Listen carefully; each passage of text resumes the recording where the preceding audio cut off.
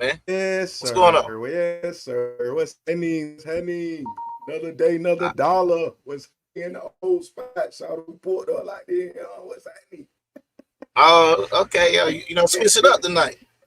Yeah, man, we got the True Hurts edition tonight, man. This shit got to get truthful, bro. It's a lot going on, man. You know how we do. We gonna get on Kamala. Oh my bad, goddamn, this shit turned up. We gonna get on Kamala and all of that, and then we might have to get on these baby mamas and boy wives and shit. Oh man, boy, I'm finna turn up on their head, man. right, man. Well, shoot, man. Well, once again, man, we don't want to welcome everybody to the Bells podcast, man. It's Friday night, 8 p.m., man. It's time for The W.O.R.S.E. Huh? The W.O.R.S.E. seem like you got a lot going on, man. So I'll let you go ahead and Oh, introduce yourself, man. Let them know what's going on. yeah, hold on. My screen's freezing and shit. Okay, man. You know already how we pulling up, man. Is it right there? Oh, is it right there? There it is. And www.thatboybirdie.com, man. You're going to see everything you need, man. We got everything you need from the cannabis industry, man. We done switched the whole flow up, flooding the streets. Yeah, but anyway, and we got the credit repair. It's legal, guys. It's legal. We're in a legal state. Just chill. Just hit me. You know what I'm saying? But anyway, we got things going on, man. Big shit going on. You know my favorite way to present it. We got the credit repair, and I could tell you every day, but I'm just more so into showing results and shit. So you know that's what I got to do. Show y'all some results.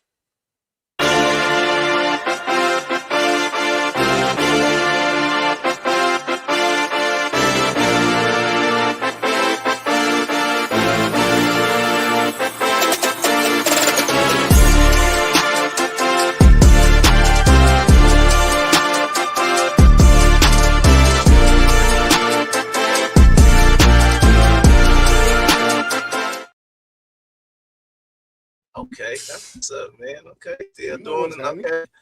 Wow, I mean, every week, something new. You know this. I'm It's impressed. always. Like you said, what they say, you evolving, right? You adjusted to the times.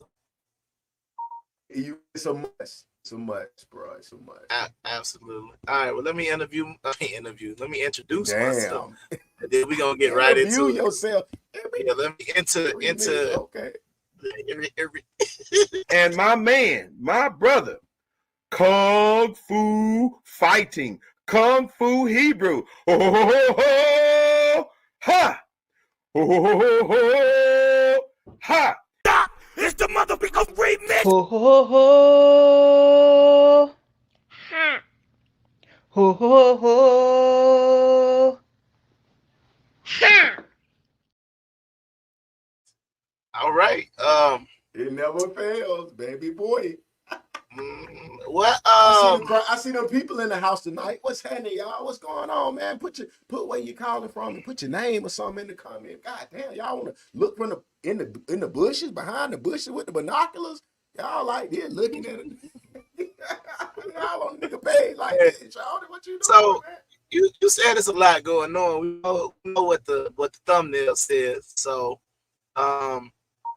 you want to start with a lot going on, or you want to start with I guess you say the biggest news of the week? Hold on, goddamn. Did he say baby boy? Ain't that a baby boy? That was a girl? Oh, that was your niece? Girl, that's a girl. Oh, my bad, damn. Baby girl. Okay, baby girl. That's a girl. That's all good. Damn, okay, I'm sorry. I thought it was a girl, a baby boy. I thought he was kicking the goddamn kung fu and shit. You feel what I'm saying? But you know what? But what really been going on, man, we've been missing, boy, about 3 weeks worth of Facebook famous, top 10s. God damn, we gonna do it like that? We just done abandoned the people, neglected the people, my boy. We got to tighten up, Sean. I got a few on the slides. You know, we can gotta run through a few and then jump into some. Let's get some of these topics out there, though, bro. I would have much rather got to the Facebook famous than the man. Than the what, bro? Hold on. I don't know. I don't even remember what we did. I hope you ain't trying to know. What? You better ask about me, though. Don't let the tattoos and goals we know. Don't let it fool you. Don't let our contradictory theories. Don't let that fool you, though. I'm an expert. We told you our IQ through the roof. We told you that. I got millions of clients. We ain't got to go through that. That's why I don't go to work. That's why I don't have to do all that what everybody doing. Trust me. I get you them 700s. Then we pull up on them banks. You know what I'm saying? I get you in the 700s. Then we pull up on the banks.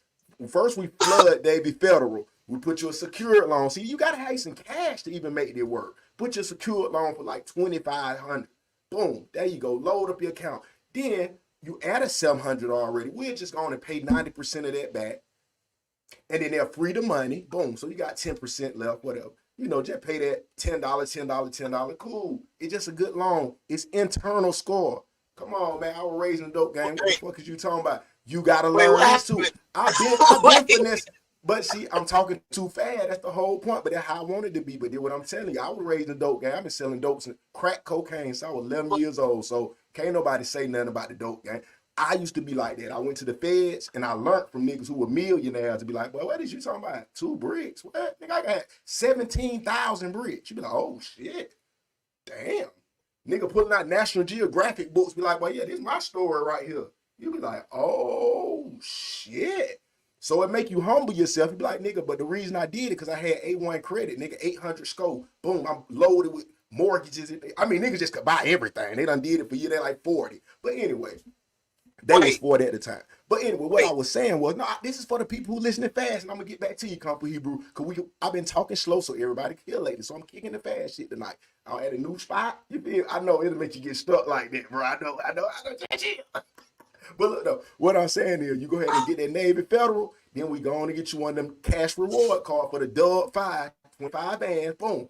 Come on, man. We're gonna work the move. Let's go to Bank of America. Boom, work the same move. I just told you, put 25 on. Boom. Now we're going to Regions. Come on. Now we're going to DCU. Boom. Now we're going to PSECU. Boom. Come on now. Come on now. I'm just saying, but it's all good. I'm not talking about credit right now. That's why I said hit the link.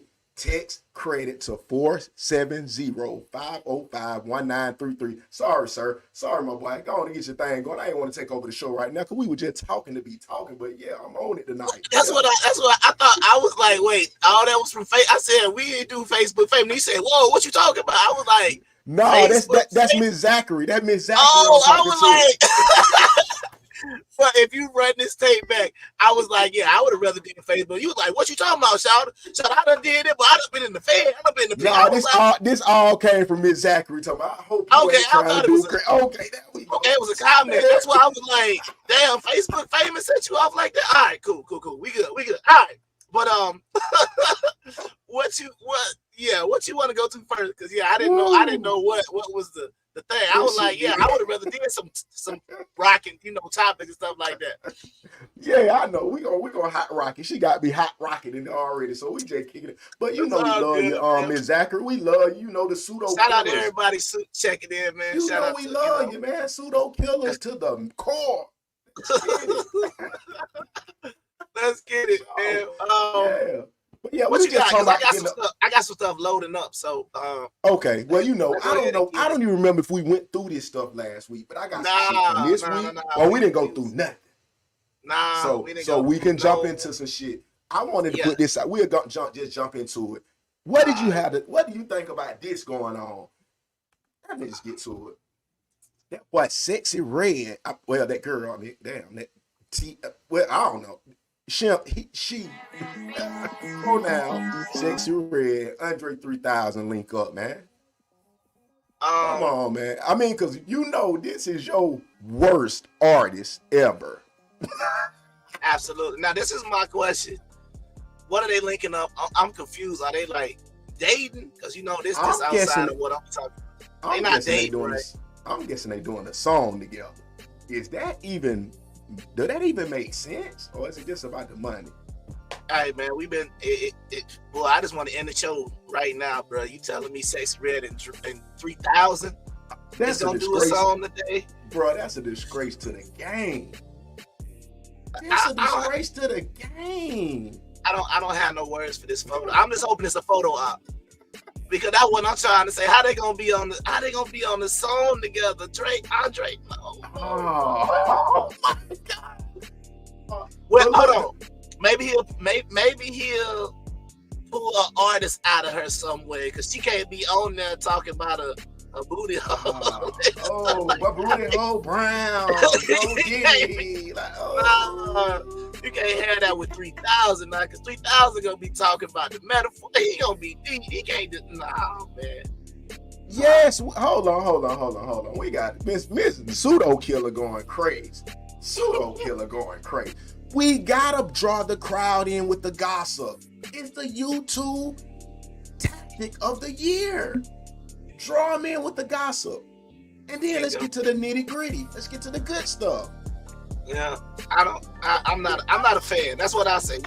You know, I ain't a fan of Sexy Red, man. So if she doing a song with Andre 3000, I can only hope he ain't going like she going to his level and not vice versa. That's all because you know it's hard to get Andre 3000 out of the house.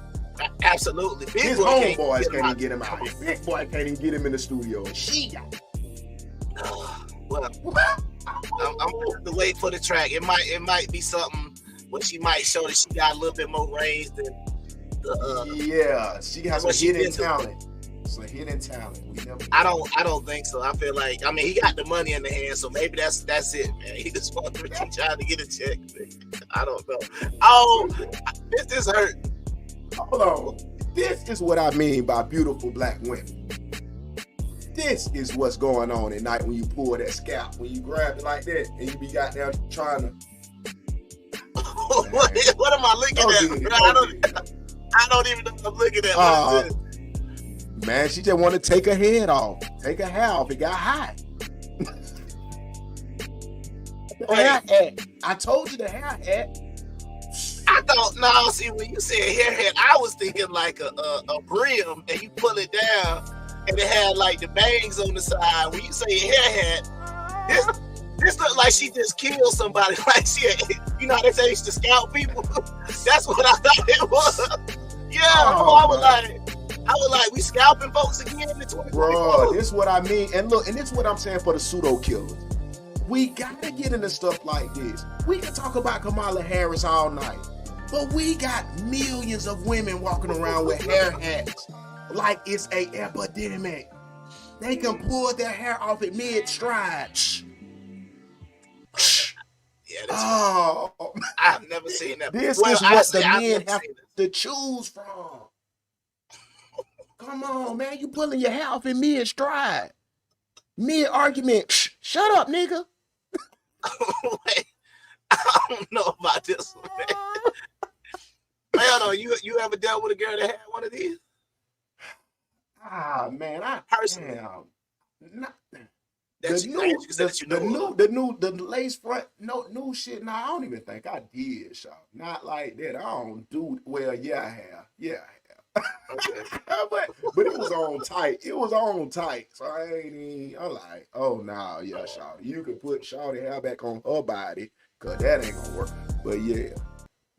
Okay. When they got long hair under their hair hats, is a protective style. Hold on now. Let's comment on your pseudo killer people, man. What we talking about? So you can say it. What's going on? Well, see, you know what the hair hat is. That's what I'm trying to say. I would even have to know what that is. See, now we get into the professionals, right? They say well, I just from what I heard women talk about, right? We froze. They say we froze. I don't know. You sure we frozen? I don't know. Hold up. Give us a one if we ain't frozen. Give me a one in the chat that we frozen, because I'm about to say I can hear you. One if we is. I don't know. Shit. Yeah, we popping. Let go. I see you moving, I think. I see myself moving. That's why I'm like, I'm looking at the bottom. Hold up. Let me see if we frozen. Hold on. Let me see. Yeah, here you go. Stop the cap. That was that. You saw that, right? That was pretty quick, right? Look, she talking about the blackout. See, here we go with the IT blackout. Okay. See. Wait a minute. Wait. We got to get this thing. You want to blaze to the topic? You gotta hold in. So I thought for women, if you was doing a protective style, that was the braids. What a protective style mean? That's what the That's what I heard. Is you protecting the women? They saying like when they trying to grow their hair out, allegedly. Like when they trying to grow their hair out, they got protective styles. So sometimes they might get the cornrows and then they might put the wig on top, or they might get their hair braided and then they say it's a protective style while they trying to grow it out. That's what I heard. But these are some long-term protection styles. I mean, like long-term. I mean, I heard that term before. You know what I'm saying? I just, like I said, I'm not in that industry, so I don't know. I heard the term before though. I don't know. It's just like a man putting on a goddamn toupee. You want a nigga with fake dreads? Do I got that dread hat? Do I got that dread hat? Do you see the one I put on? Do you see the one I put on Facebook? Nah, I wish you did, because I'm just like, okay, I put up on you with a whole head of dreads. I just done put some dreads to fake the dread hat. You like, yeah, mama, tata, mama. Come on, bro, that's fake shit. But I mean, I can dig it. We got to go. Let's go. Go ahead. The biggest comeback is making yourself happy again. I'm telling you, fellas, do what you got to do, my boy. If you got to start off like that, it's better than some of these headaches for real, man. And they say, like I said, I didn't want to go into this today, but it's better than being a step crash dummy, my boy. I'm dead serious this week. You can't be a step crash dummy, period, bro. Can't get in there taking care of people, kids, and nothing, bro. Just do what you got to do for you. Start your own family, brothers. Start your own family. Sorry, ladies. I'm sorry, y'all, but we got to bring back some shame to the game. It got to be some shame to the game. You have kids early. You as a scarlet, you put the red scarlet on your back. It's over. We like China. We operating in China. Wait. Y'all want to get... What's up? You talking about bringing back the Scarlet A?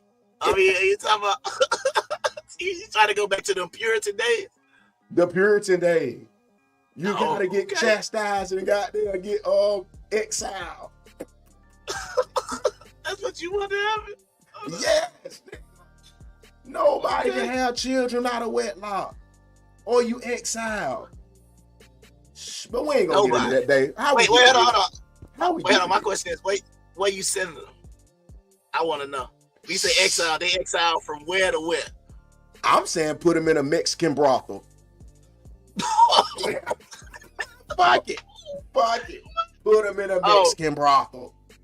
Hold on, real quick. I found it, bro. I think I found the mail. There it is. Oh, man. So what happened when Shawty pull up on you with that fake hat and waves? That's a real nigga? Is you fucking with him? If every morning he got to put that hat on. Oh, man, we can't do this, fellas. No, sir. Every morning. So this is the equivalent of a lace front. You should fuck with him heavy. The women should love him. Oh, man. All right, they don't want to get into that right now, but it's gonna play back. Oh, God. Y'all should love him with that toupee. We gotta love y'all's. One is considered real love, and one is considered a sellout. You agree? Disagree? A lot of times, yeah. It really also depends on the person. You know what I'm saying? But a lot of times they'll let it slide. A lot of times, because what they'll say is I don't know, man. I really think like on this topic, right? No, speak what you feel. I feel like, well, see, to me, it don't matter. But when he say speak on how I feel or how it's perceived, absolutely, it's only gonna be perceived the way this thing is portraying it. You understand? Hold on, you try to speak politically correct, bro. Nah, I'm not trying to speak politically correct. I'm saying when you got a black woman and a white man, it ain't necessarily gonna be perceived the same way it is as a black man with a white woman. It's normally always, cause like it was memes about it's the screen black now. You gotta hit your Wi-Fi, baby. You gotta hit that solar panel, y'all. I hope not. Solar panel. But yeah, no, what I'm saying is like remember there was like an NBA draft maybe like 2 years ago, and you had like all them mixed, you know what I mean? Like half the draft was mixed. They had a black parent and a white. Who is Cameron? Which one is that, or what they got? Is that the Cameron is looking? She gonna have to explain that one because I don't know. Explain that one. I know Carlton on the right. Yeah, we know it's not unusual to happen. And it's like, and then like my thing was, but hold on, like recently, you had Carlton. I don't know if he just got married.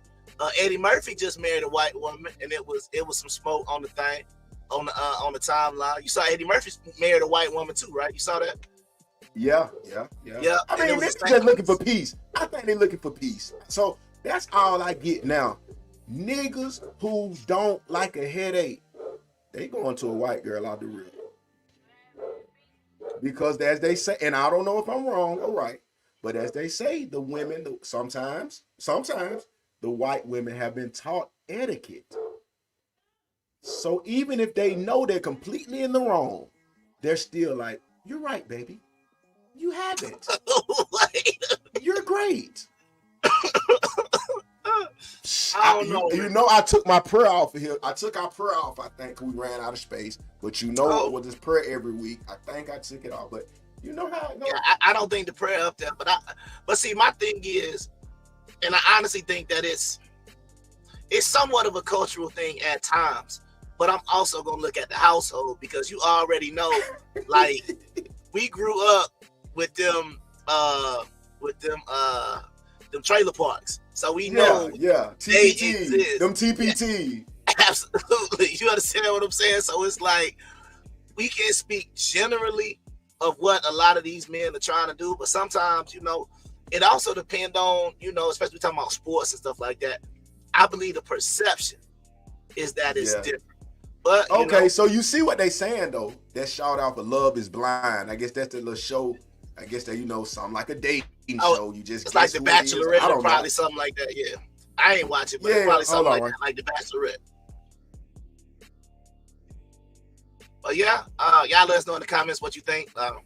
Do y'all think the perception of interracial relationships are seen differently? You know what I mean? Y'all comment. Go ahead. But go ahead. Okay, what you say? But yeah, so basically we got Eminem and B-Rad. That we got the boy B-Rad off Malibu Mo Wanted. So she say he different though. So he like what? He like B-Rad. Like I said, she gonna have to explain what different. I mean, maybe it's different because she was on a show where he could have got a white woman as well, and maybe she different. I don't know. But but see, let's get to the point of what they say too though. Is it a sellout for the black male to date a white woman when he gets successful? Yes or no? You add it on when he gets successful. You not talking about this period. When he gets successful, I'm gonna say yes. So he should date his race no matter what. No, you said you added on when he gets successful, like he was doing something different. No, I'm just saying if he's single. We just going with he's single. He's a single guy, got his life regular guy. He's successful. Is he selling out by not using his resources and money on a black woman? Is he selling out for using his resources on a white woman instead of a black woman? I'm gonna say if that's who he was dealing with the whole time. No, let's stop the field goal post moving now. It ain't the same thing. I'm talking about if you said he was like, see, my thing is like, for example, it's like the Kanye verse, and when he get on, he leave your ass for a white girl. That's what I'm asking. If you saying like that, I'm saying that he's a single man, period, and he got successful. He didn't even date or anything till he got 35 and got 500,000 put in his account. He's got his life together. He got a home, whatever you consider as yourself together. And he first thought he went to a white woman. I mean, I don't know the context of saying she was a great girl. And is it considered a sellout because of him giving his resources and money to someone outside of the black community? In the scenario, you said he ain't been dating nobody, so he don't have no dating history, right? No dating history. Nah, he's not a sellout there because he don't have nothing to compare it to. Okay. I'm not knocking it. See, what I'm saying is like the perception is like you gonna be with a black woman when you trying to make it, but then when you make it, you get rid of her and then you get a white girl. I think that's different versus you either don't have no history or he been dealing with white girls even when he was in school and he ain't had no money. If that's all he been dealing with, it is what it is. I'm not gonna knock it. You know what I'm saying? But I'm saying, you know they get to saying it's all just love. Who do you love? We just cross paths and loved each other. You know? Nah, I don't care what nobody say. You targeting. You understand what I'm saying? You targeting who you want. You understand what I'm saying? So it ain't like a white girl just fell in your lap. You know what I mean? Or a white man just fell in your lap. You know what I mean? I don't think it happened that way. You know what I'm saying? Because like for example, the two examples on like especially she on a dating show. So when she went on that dating show, I don't know if she knew the dude was gonna be white, but at the same time, it wasn't like they probably was like, oh, I'm only gonna date a black man, and if a black man ain't on the show, she just walked off. That ain't happening. So is she a sellout for even taking our queenness, our melanin, and giving it to a white guy. Is that a sellout? I would have to see a dating history. Well, why? Okay, why are you so fixated on that? Why are you fixated on the history, though? Because it's got to be, you understand what I'm saying? What have you dealt with before? You understand what I'm saying? See, my thing is, before the fame, after the fame, because we looking at two celebrities. In the scenario you gave, it was success the money came after. So once again, if a black woman was not dating at all, and then as soon as she enters the dating pool, she probably dealt with a white dude, then I would say, nah, it's the same thing because she's making her own choice. Oh, okay. I get it, Dr. Tobias. She say, hence the title, they don't see each other until they're engaged. So, she got a point. So you got to just like what you wait. She said they didn't. I would have to know more about the game because, you know. What do you mean? That's the game. No. What I'm saying is I would have to see how the game talk because, I mean, like you say, unless he a B-Rad, you knew you was talking to Braxton Harden to bring the whole time. You know what I'm saying? Yeah, you know, I played lacrosse in college. So I graduated in Cornell, first class. You know, I know, I'm about to go put on some khakis and some, you know, man. Nah, come on, man. You know who you was talking to. You want to talk to the side. So look, man, you know what I'm talking about? So we about to go get the Papa Win. You know. Exactly. So that's what I'm trying to say. So I'm not knocking it if that's the custom. You know what I mean? See, my thing come in is when you dealing with racism and you like to talk about racism all the time. Yeah. And then you got you a snow bunny. That's the one I don't like. That's That's why I like, what was your boy that was on CNN? The dude with the glasses that always be putting the crime meme up, Van Jones. Oh yeah, Van Jones. I wanted Van Jones to be quiet on racism because you go home to that snow bunny every night. So it's like, bro, it can't be that bad. Ain't nobody lynched you for your white girl and your mixed kids. So you can say how bad it is, but you had all the black women out there, and you chose the snow bunny. So, but you know me, I want to start getting on some deep shit. I mean, some more right wing shit with that shit. Why did nobody mention this, or why didn't you mention this? This is why I was thinking you might go at. Would a nigga like Carlton even be accepted by these boss bad bitches? Would Carlton even be accepted? I mean, you have to ask the women. I'm gonna say, I think. I know. But I'm watching Fresh Prince. I don't think the women was checking for Carlton. I don't think, period. Growing up, I think if you had Will or you had Carlton, you gotta ask the women that question. I know, but it's no Diddy. Yeah. Carlton or Will, you know what I mean? Carlton or Will, who you checking for? What's the name, man?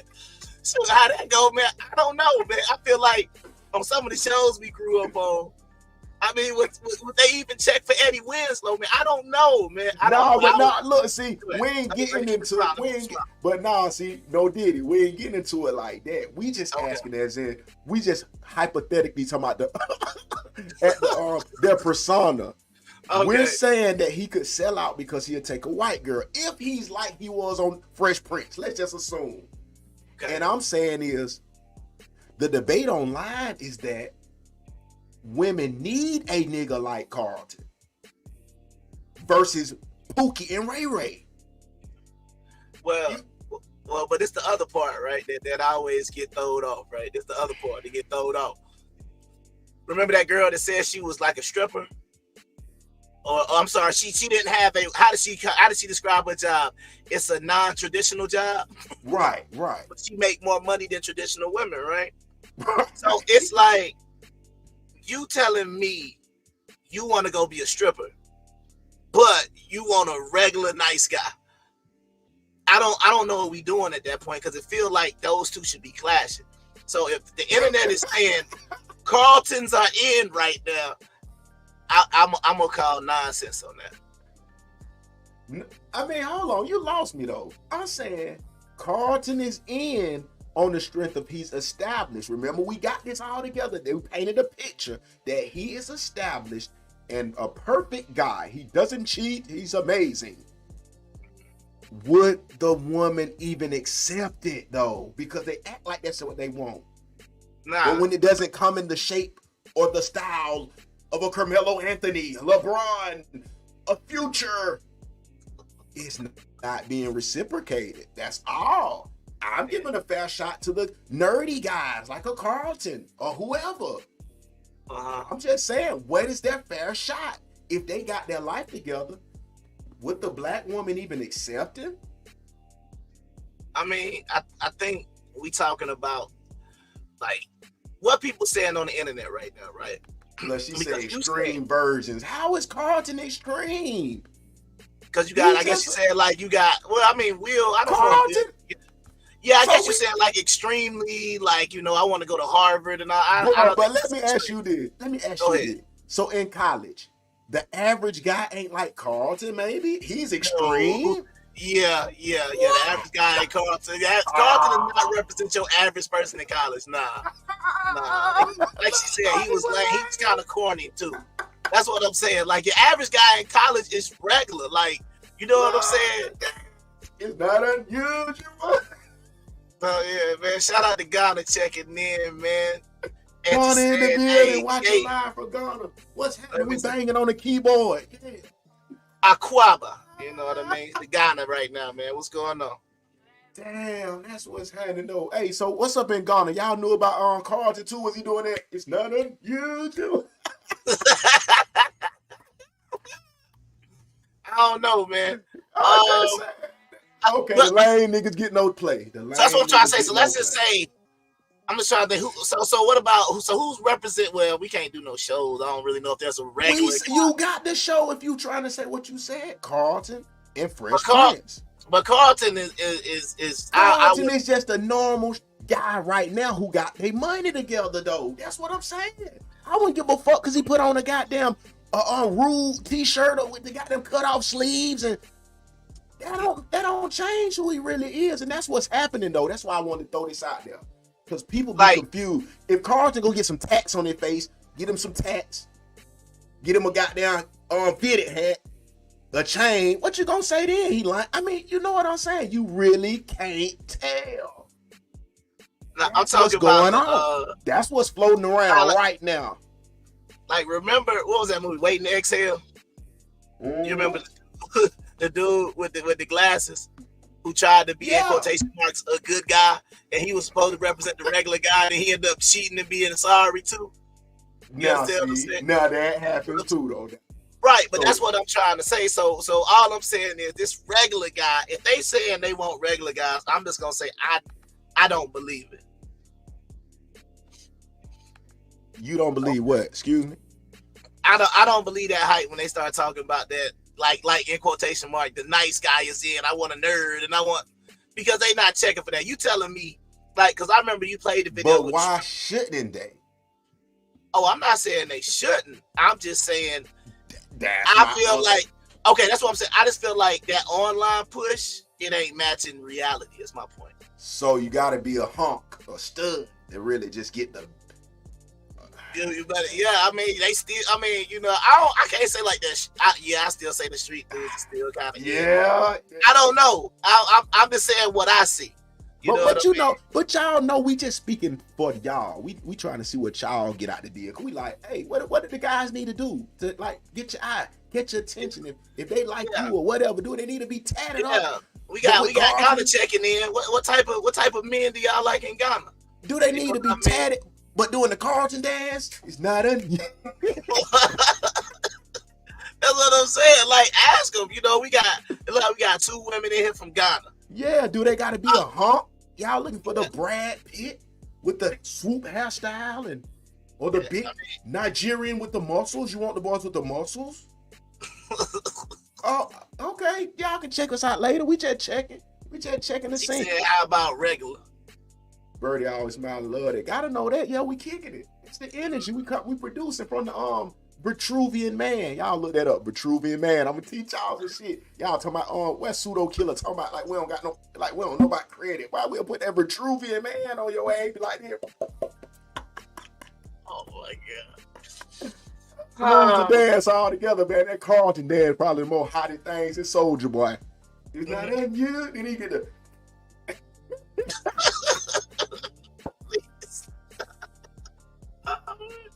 All right, man. Let's go. What else? Never forget Judith caught AIDS trying to be a city girl, ladies. She had a solid man that just wanted to get money and focus on her, but she played. She wanted to be on IG in panties. She wanted to show him that she could be a hot girl. She wanted to do the sexy red with the hair hat when she already had hair. Long hair underneath, like y'all said. This ain't making sense.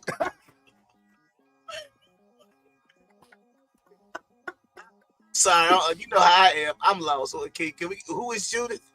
Okay, this is the Tyler Perry movie, bro. You need to take the time out whenever you have a good 2-3 hours free and watch this movie called Temptation. I know, brother. Just play it in the radio or something. Play it while you right.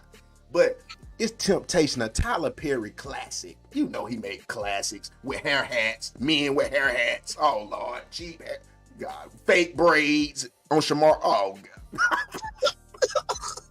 What are we doing? But you know how they do. But that's what I'm saying. Okay, but anyway, the plot of the movie. You lost me at Tyler Perry movie. What are you talking about? This is a Tyler Perry classic called Temptation. And what I'm saying is the plot. Look, talking about terrible. It's terrible what happened. Yes, great plot behind it. They got J-Lo in there. Now they got Kim K in there and everything with that Gucci popping it. Oh man, it's great. But the thing is, she got a hard-working guy, Lance Gross. That's his name, I think. You know, the little black guy. They say they like him too. I don't know. He's a dark skin, the muscles. Like, okay, cool. But anyway, no Diddy. But anyway, that's his wife. He love her to death. He got like $20 every week to give her. That's all he got left. He ain't got number $20 in their pocket. They take her to get something to eat. They pay the bill. That's it. Then Buddy pull up. He come to her job. And he got them $1 million now. You see him down there with the bald head and the muscles. He like, yeah, bitch, come here. I'm flying private jets. You want to get in or what? She like, I'm married. Like, get in here now. This sounds like a Tyler Perry movie. And so she end up just getting with it because she's tired because it's her birthday and her man forget her birthday. But Buddy don't. The new guy don't forget. He bring her 50,000 roses. All at the office. She like, oh. So goddamn. So anyway, the whole time this nigga got HIV, full-blown AIDS. She don't even know it, but she want to creep so bad because he done hit her in the DM like these girls are doing. That boy in that DM. When your man at home providing and paying your bills, you worrying about that rich built nigga in your DM. Amon Shumpert. I seen a girl talk about something. Amon hit me. But you happy to get a wild. Yeah. That's wild, B. But yeah, you happy Amon Shumpert jumped in your DM allegedly. And he done then the whole time he like, oh, it's Amon. And you done went up there and got that full body karate. You done got the full body karate and your husband at home. Oh. Okay. Yeah. Well, I mean, this is an easy one. She should have stayed with her husband, and that would have been the easiest way to avoid the HIV. You know what I'm saying? Yes. So the houses in Virginia. You know what I mean? The houses in Virginia. That would have been that's an easy one. Stay with your husband. You good. You know what I mean? Like, I don't know. I just feel like, honestly, bro, that's one of the most devastating things that could happen. Now, I understand what people say. It's bad. When you talk about cheating and stuff like that, but I feel like when the man don't know, I got a video that I'm hoping to be ready to kind of go along with what I'm saying, where it's like, I couldn't even imagine being this man. It's loading up slow, but I don't know, hopefully by the end of the show, I can show it to you. But it's one of them situations where it's like, boy, if you on the other line of this phone call as a man, and dude is on like live, really about to cheat with your girl at the same time. I don't even know as a man how you recover from that. That's the type that, like you said, but it's time to show up at the hotel with the pistol, and it's time for everybody. I think you talking about that white nurse with the black boy. Yeah, I should have got it for you. I might have to find it and load it up too. I got it. It's loaded on the Bluetooth, but it's slow. But yeah, that's crazy. I only want to spoil it though. But it's the white girl. Like she calling her husband, telling him she got to work a double shift, and man, nigga in the background record. Man, finna stick lead all it. But that's what I'm saying. Like to me, and this is just anybody. Period. Right. And this has just been my philosophy for a long time. Look. If it's a place you don't want to be, or if you don't want to be here, just leave, shout it like that. Yeah. That deception, that I love you, I just want to be with only you. But it was almost like during during COVID. You remember that girl, like I said, she was getting punished while she had a damn boyfriend on the phone. Yeah. You understand what I'm saying? Like, hold on, then she put it on mute. Crucifix.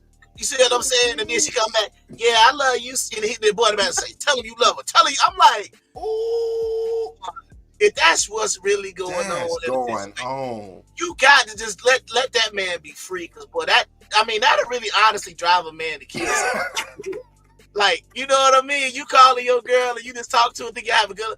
Hey, boy, I had it. Like you be saying, I got a good girl, bro. And then you call her, hey man, I had a good conversation with the wife today, but she was telling me, but she got food ready when I get home, and the whole time she getting the back blown out on. Come on, man, the dude recording it. That's what make it so bad. Like another thing, the fellas, bro, we gotta have a code around here, bro. We gotta have some type of code, bro. She's as soon as she say she got a boyfriend, you gotta be like, yo, you gotta let him go, because that could be bad for your health. That man gonna kill you over a woman who ain't even good enough to be faithful to her own man. As we seen with that boy Trouble, duct tape, School, man, rest in peace, School, man, laying at the girl house, man, the little whatever, the little rap shit name, whatever, he had her spot, pull up, I don't even know if it's the baby daddy, but it's the boyfriend, he beating on the door, got in, and man, come on, you got to be careful out here, man. And they say that's the reason why they got Mo3. They said that was somebody's squeezing. Somebody's boyfriend got mad and popped them on the highway. Like that's, I'm like, but you got to be careful out here, man. You gotta be careful, man. Let's go. Goddamn. Happy 50th Queen B. It's got to be the pre-surgery. She look still black and cool and good right here. What is it? They're before surgery though, ain't it? Wait, that's supposed to be look here? Yeah, but this this ain't no new picture. I'm about to say, yeah, this something being airbrush. Okay, yeah, I think that's back in our era. I think they back in our era. But shout out to the Queen B, man. Any female artist you feel like in her atmosphere? Nah, cause you know what I feel really like. Well, people trying to, cause we know they got ghostwriters, but see, she had Big in her corner. Big, one of the top 2, 3, 4, 5 artists of all time, and he writing your lyrics. Come on, it's gonna be hard for the average woman to stand up to. You know what I'm saying? Yeah, I say, man, as far as female artists go, she got to be top 3. I told you we banging on the keyboard. We banging on this shit. You might need to come with me next time. I guess that's it, but you better get your passport ready. You gonna come with me next time. Passport bros. I'm passport bros. What's happening, Angus? I'm passport bros. You know that shit? Yeah, you talking about? We better play. Man. Well, got this, spin a check and get it right, man. Oh, now, one of my homies, and I had sent you the video. Now he said, you talking about the women and stuff like that, but he said that the men out here ain't even dealing with the women, or they not dealing with the women at all. They say they want the men or they want the teas. That's what he said. Whoa, who want the men? That's what my boy said, man. He said the link I sent to, he was like, men ain't dealing with women no more. He said this is gonna be more and more common.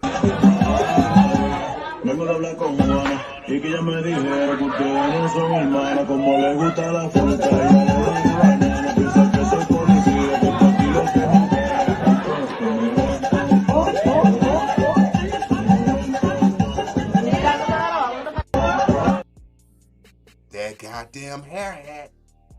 Goddamn hair hat. Oh my god. Well, yeah. That hair hat got to go. Allegedly, this is popular these days, right? We not. That nigga ripped, the arms ripped, and that nigga like to turn back. But see, this is what I'm trying to say. My whole thing is, man, and this is why we live in a wild society. You can't even go to the club no more, bro. Because you remember back in the day, bro, you wasn't never worried about, you knew how it was. When you saw that thing moving, you just walk up behind it, and that's all it was. But you ain't never be like, wait a minute, is that a man? Is that Steve? Is this Steve? Oh, man. Oh, what's that happen, man? How do we get, you know what I mean? Like Deborah Cox, man. How did we get here, man? How did you get Tim T's not supposed to be. But no, it's a joke, but real shit. We gotta accept that this world has changed like a motherfucker, man. The dynamic has changed. I'm talking about with niggas that had to do what they do. Let's say in the army or an involuntary vacation for some years. You know, they were gone for say 5-10 years and they get out or come back home, AWOL, whatever. Okay. And it's like 2020. And they probably left like 2010 where women was cool. Women were kicking it. Nobody had to pay $1 million a day. Yeah. Nobody was really judging you only off of your bread. You know what I'm saying? Yeah. Like people try to shoot around this stuff as if they don't even see what's happening. Anything to get on social media now, it converts our whole reality. Because I was talking about this the other day, bro. You remember them niggas were pulling up busting nigga, boom, boom, boom, for the Popeyes chicken sandwich. Yeah. Niggas was flipping niggas out they car, boo, breaking them, boo, for a Popeyes chicken sandwich. Now you can't even pay a nigga to go to Popeyes. No. You feel what I'm saying?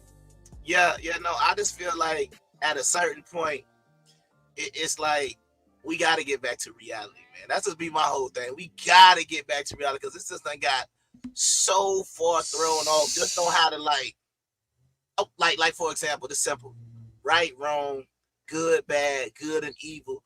The lines are so blurred. It's like depending on who you talking to, bro, you ain't gonna never be able to get no solid answer. Yeah, you know what I mean? It's just like, you know, like I don't even know, bro. It can depend on, you can have a wild conversation depending on who you talking about. You understand what I'm saying? Like, yes, you can. It can go on and on and on. But see, look, now this kind of bring up another video that I found.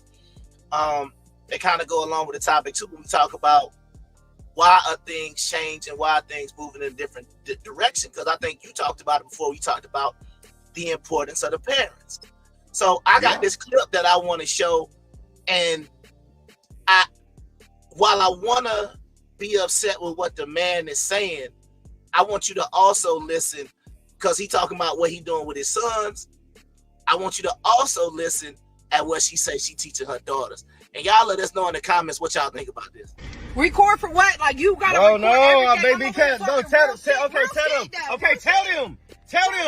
Bro, listen to what? Hey, Carter, look at me, bro. Look at me, bro. Don't listen to that shit. We're not buying flowers. We're not holding doors open. We're not putting our fucking shirt on a pedal for a fucking rain, bro. For what? What do you teach your daughters? To finesse these to finesse niggas, bro. Exactly. I'm glad you said that shit to the fucking camera, bro. You're not so hold on. Do y'all hear this? Yes. Do y'all hear this? Be gentlemen. Bro, be gentlemen. So that motherfucker can finesse y'all that who daughters is who teaching their daughters that. Don't do that, bro. They don't like that. So was your last nigga a gentleman? He was, and I finessed him. Exactly. So don't teach my sons that goofy ass shit, bro. Hey, swear to God, you listening to me, bro? You listening to me, bro? Are you listening to me, bro? Quit playing with me, bro. We're not doing that, bro. Get out the car, man. We straight. Not Damn. What you think about that? That's a damn good comparison, bro. That is a comparison that really need to be talked about too, because as Agnes Agasia, as she says, that's real. AJ. Mm-hmm. But see, that go back to that Carlton comment you said earlier. What she said about the what's his name? The gentleman that she had before. She finessed him.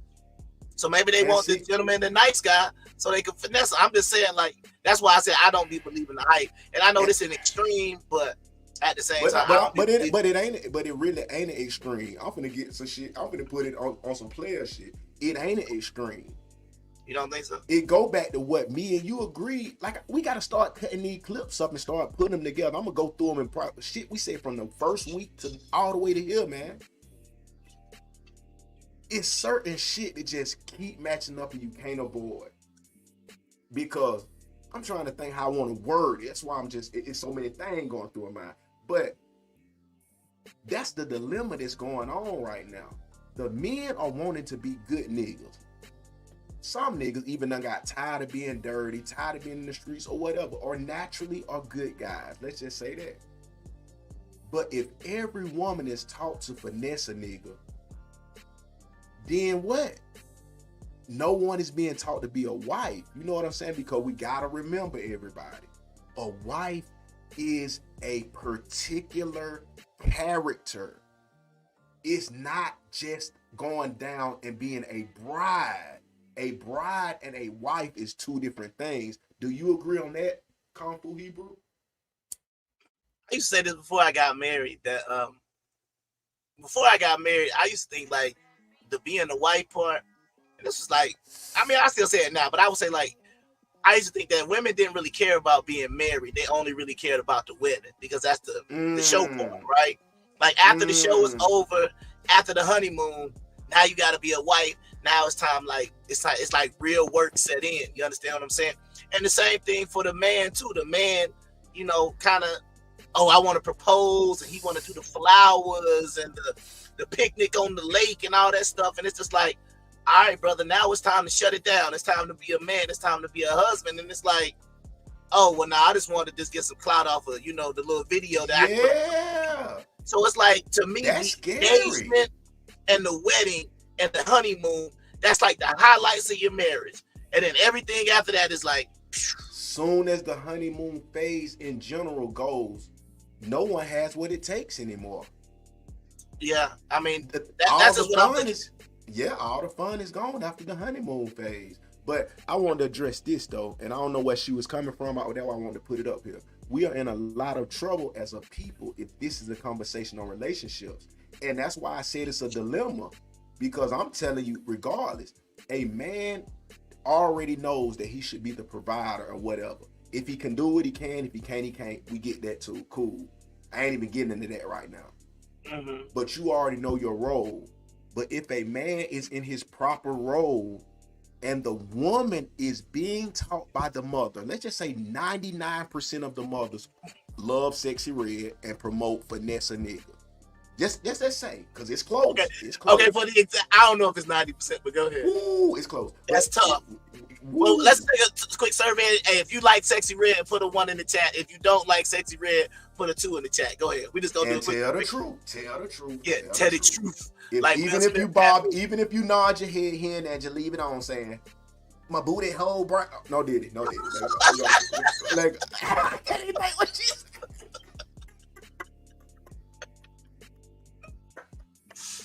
Okay, but you know, I don't know her, so too. Oh, you know her. We all know her. Go Google it. But anyway, but what I was saying was that the dilemma is that if niggas are doing their natural role, which even if you're a dirty nigga and you're doing right by your family and you're providing, but everyone is taught to finesse you. Mm-hmm. Where are the wives? Now we got a bunch of finessing brides. What's happening when that, like the girl that said, to death, to richer and poor? Oh, we ain't talk about that. Like, come on, shawty.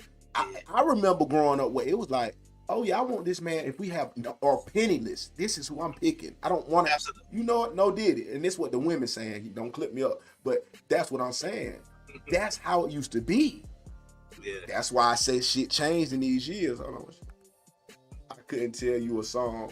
Oh, I'm telling you one. Her pee pink and her booty hole brown. That's what I'm saying, dog. Oh man. Or you can hit her with the anthem, "Get It Sexy." Get it sexy. But that's what I'm trying to think. Like, but see, this is my thing though, and this is just period. people gotta start being with who they really, really want to be with. Like you said before. Yeah. If you're not acting right for the man that you with, you need to go find a man that you gonna act right with. You understand what I'm saying? Same thing on the reverse with the men. If you with a woman and you just gotta cheat on her constantly, what's the point? What's the point? Just be single, bro. Like you can go do whatever you want to. When I was single, bro, I was doing whatever I wanted to do. With I'm gonna say I had less problems. That's the crazy part. I was less stressful. I had less problems. The women treated me better when I gave them no commitment at all. Period.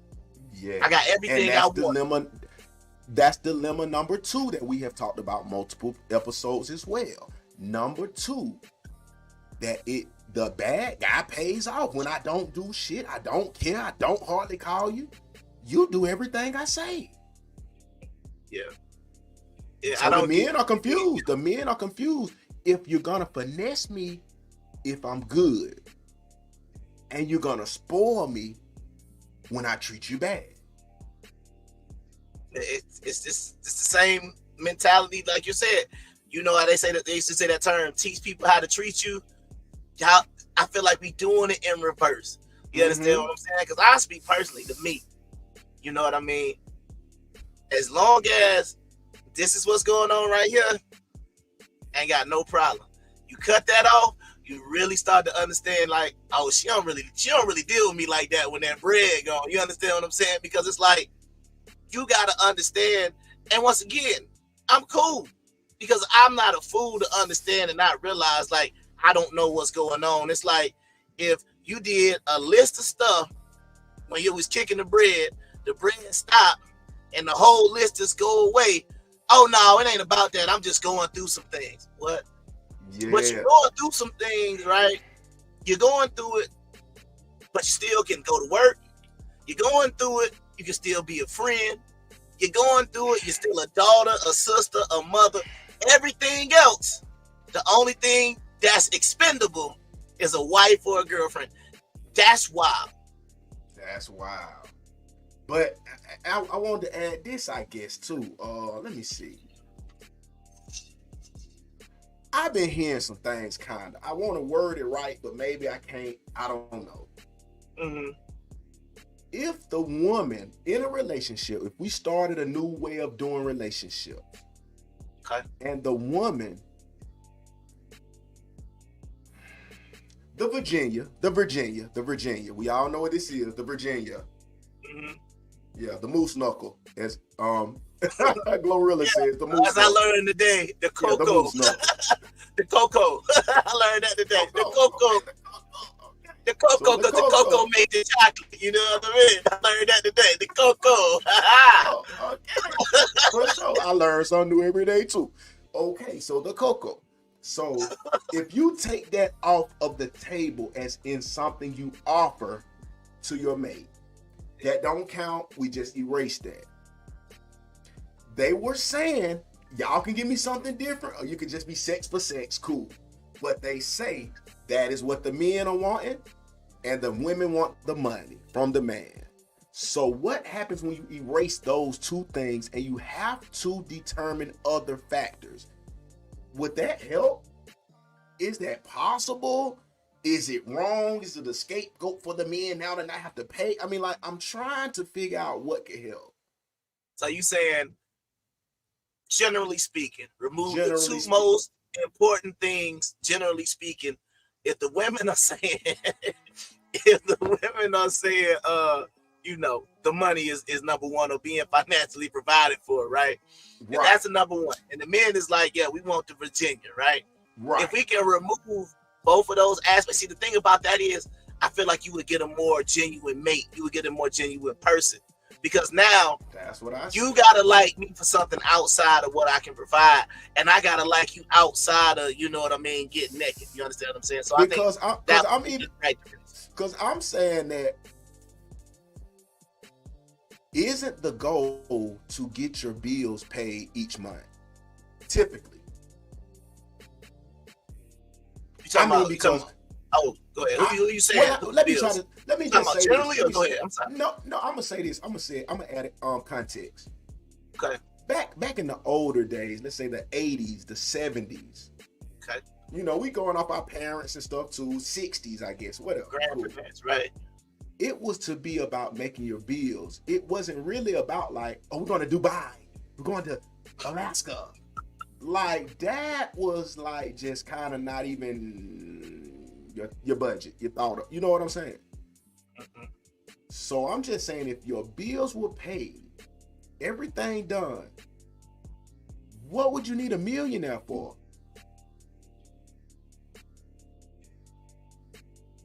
I mean, and I know I'm not asking you per se. I'm asking the women in the crowd and the viewers or whatever. I'm just saying, what do you need a millionaire for? Is that really what it's about? Going to Dubai and Orlando, Florida every week? The same shit everybody keep doing. Going to the beach, sitting and taking a picture. Take another picture. Take another picture. Go home. That's it. Yeah. That's all.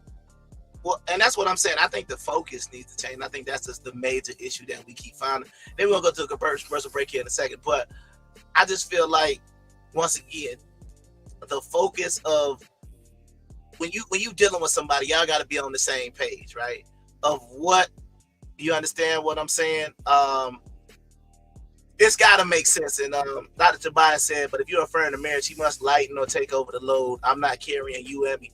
I think that makes sense.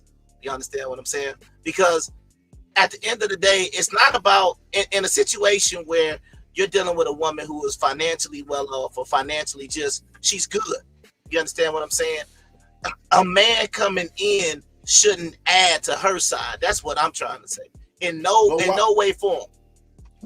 And I concur. But what I will say, we gotta leave an open room for the other side of the picture. Because I'm saying this. A lot of people are getting that. Okay, what happens in this case? When you do get the person who has the money, you're paid. Everything is paid up for 10 years. But y'all chemistry is garbage. Your sex is garbage.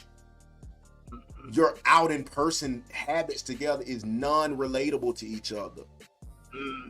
You know what I'm saying? I feel like that's in a situation for, well, you talking about that, like, to me, that's for survival. You understand what I'm saying? That is a relationship for survival, not a relationship for companionship. Like I said, when you're in a relationship, I just feel like y'all should be able to have fun. Y'all should be able to do stuff. It shouldn't just be always about money. I know, money. But listen, but she said lighten a load and all that. It's like, aren't we both adults taking care of ourselves anyways? Well, what I'm saying is, from a man's perspective, what I'm saying is, I don't believe a man should ever add a burden onto a woman, is what I'm saying. No, I agree. Especially if we talking about a marriage. You getting married and you don't have no, like, you know what I mean? Let's say, for example, your wife is a lawyer and you unemployed. That's already about to be set up for failure. But see, now we got another part. If y'all add another part to it, now it's like, do you even date anyone past one day that doesn't match your money? Right, and that's what I'm saying. It should have never gotten to that point. Now, if in the context of he loses a job on the way, that's different. But what I'm saying is, she's a lawyer. He ain't got no job. She paying for all the dates. He driving her car. Those type of scenarios, that's a bad scenario. Why did it get that far? That's what I'm saying. That's a bad scenario to even discuss marriage. You get what I'm saying? What was this said, Agnes? Yeah, you guys are hitting it right. Boy, it sounds like we in the dorm room. Boy, what sounds like we hitting it right. And on that note, man, we're going to talk about Southern Fusion Bistro on Noah's Ark Road out there in Jonesboro, man. You can order on Uber Eats, DoorDash, or off their website.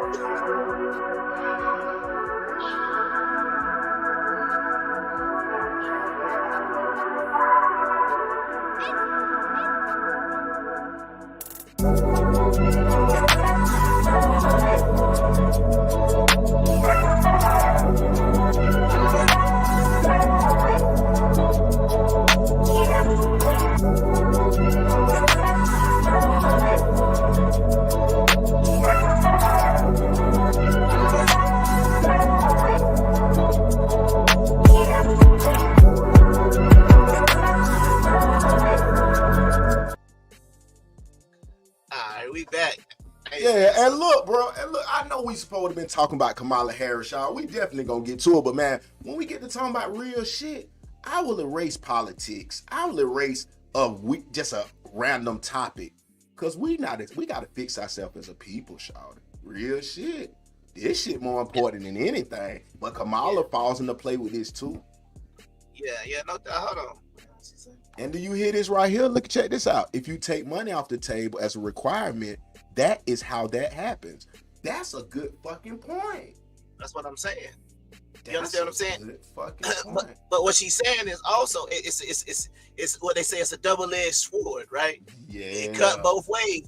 If you say the money ain't important, and then y'all get to that point, and then he don't got it, but he a good man, it's gonna always cause some problems. But you know what, bro? Let's go ahead and we might have to do what we talked about a while ago. We didn't say it exactly this order, whatever, but we were saying some shit on it. We might have to make a playbook for these niggas. A playbook for the women. A dating playbook. Don't steal our idea, y'all. Y'all don't steal it if you fuck with us. God damn, y'all don't want to steal nigga shit. But anyway, you ain't gonna be able to do it like us. Fuck with y'all. But a dating handbook, like I told you, date one. We got to pull up our credit scores. Boom, let's get on this spearing together. Boom, we need to make sure we can cover rent or mortgage off the rip. If we can't, we both got to get up no matter who look good or what. Let's start. We could keep it simple. It's just date one. Yeah.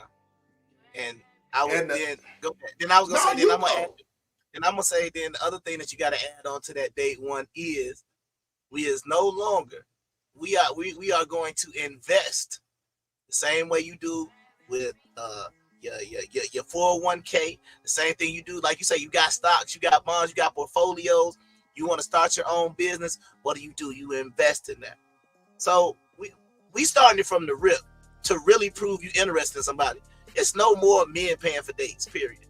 You pay for your food, I'll pay for my food. So then that way, if I know you're coming back, you're not just coming back for no free meal either. And if somebody say, oh, well, that's going to switch everything up. Hey, man, this is what happens when you get equality. That's how it works.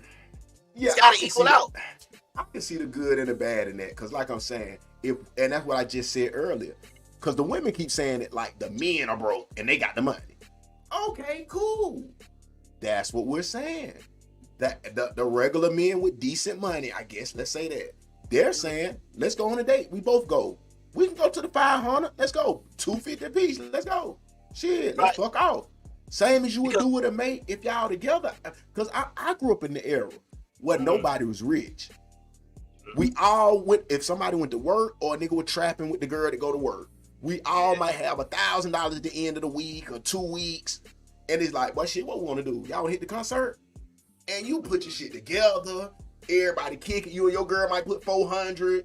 Your other partner, his girl put 400. Bro, you know what I'm saying? You went on a little cruise. Y'all had to put the deposit down. Yeah, and then y'all paying about 50. So now you telling me with your mate. Now we know if everybody broke and all that, we're going to leave it out. But with your mate, y'all can't go together and put the bread where y'all like a man. So every trip y'all going with your friends, your nigga gotta pay.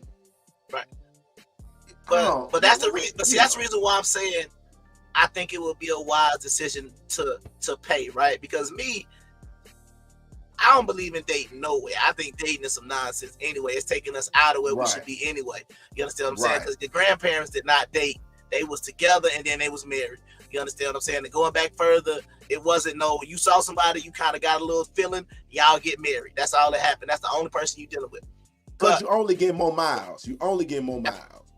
Right. But see, what I'm trying to say is, because this is the one thing about when somebody be like, that wouldn't work. We saw the Chris Brown pictures. Y'all willing to pay $1,000 to go see him, correct? Men and women.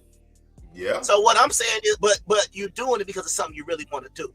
So what I'm saying is in the whole dating space, you're not gonna waste time. You're gonna look at a dude picture and be like, you're gonna talk to him. Oh no, I ain't no, because you ain't gonna be trying to sit there and say, oh, I want to go to this spot.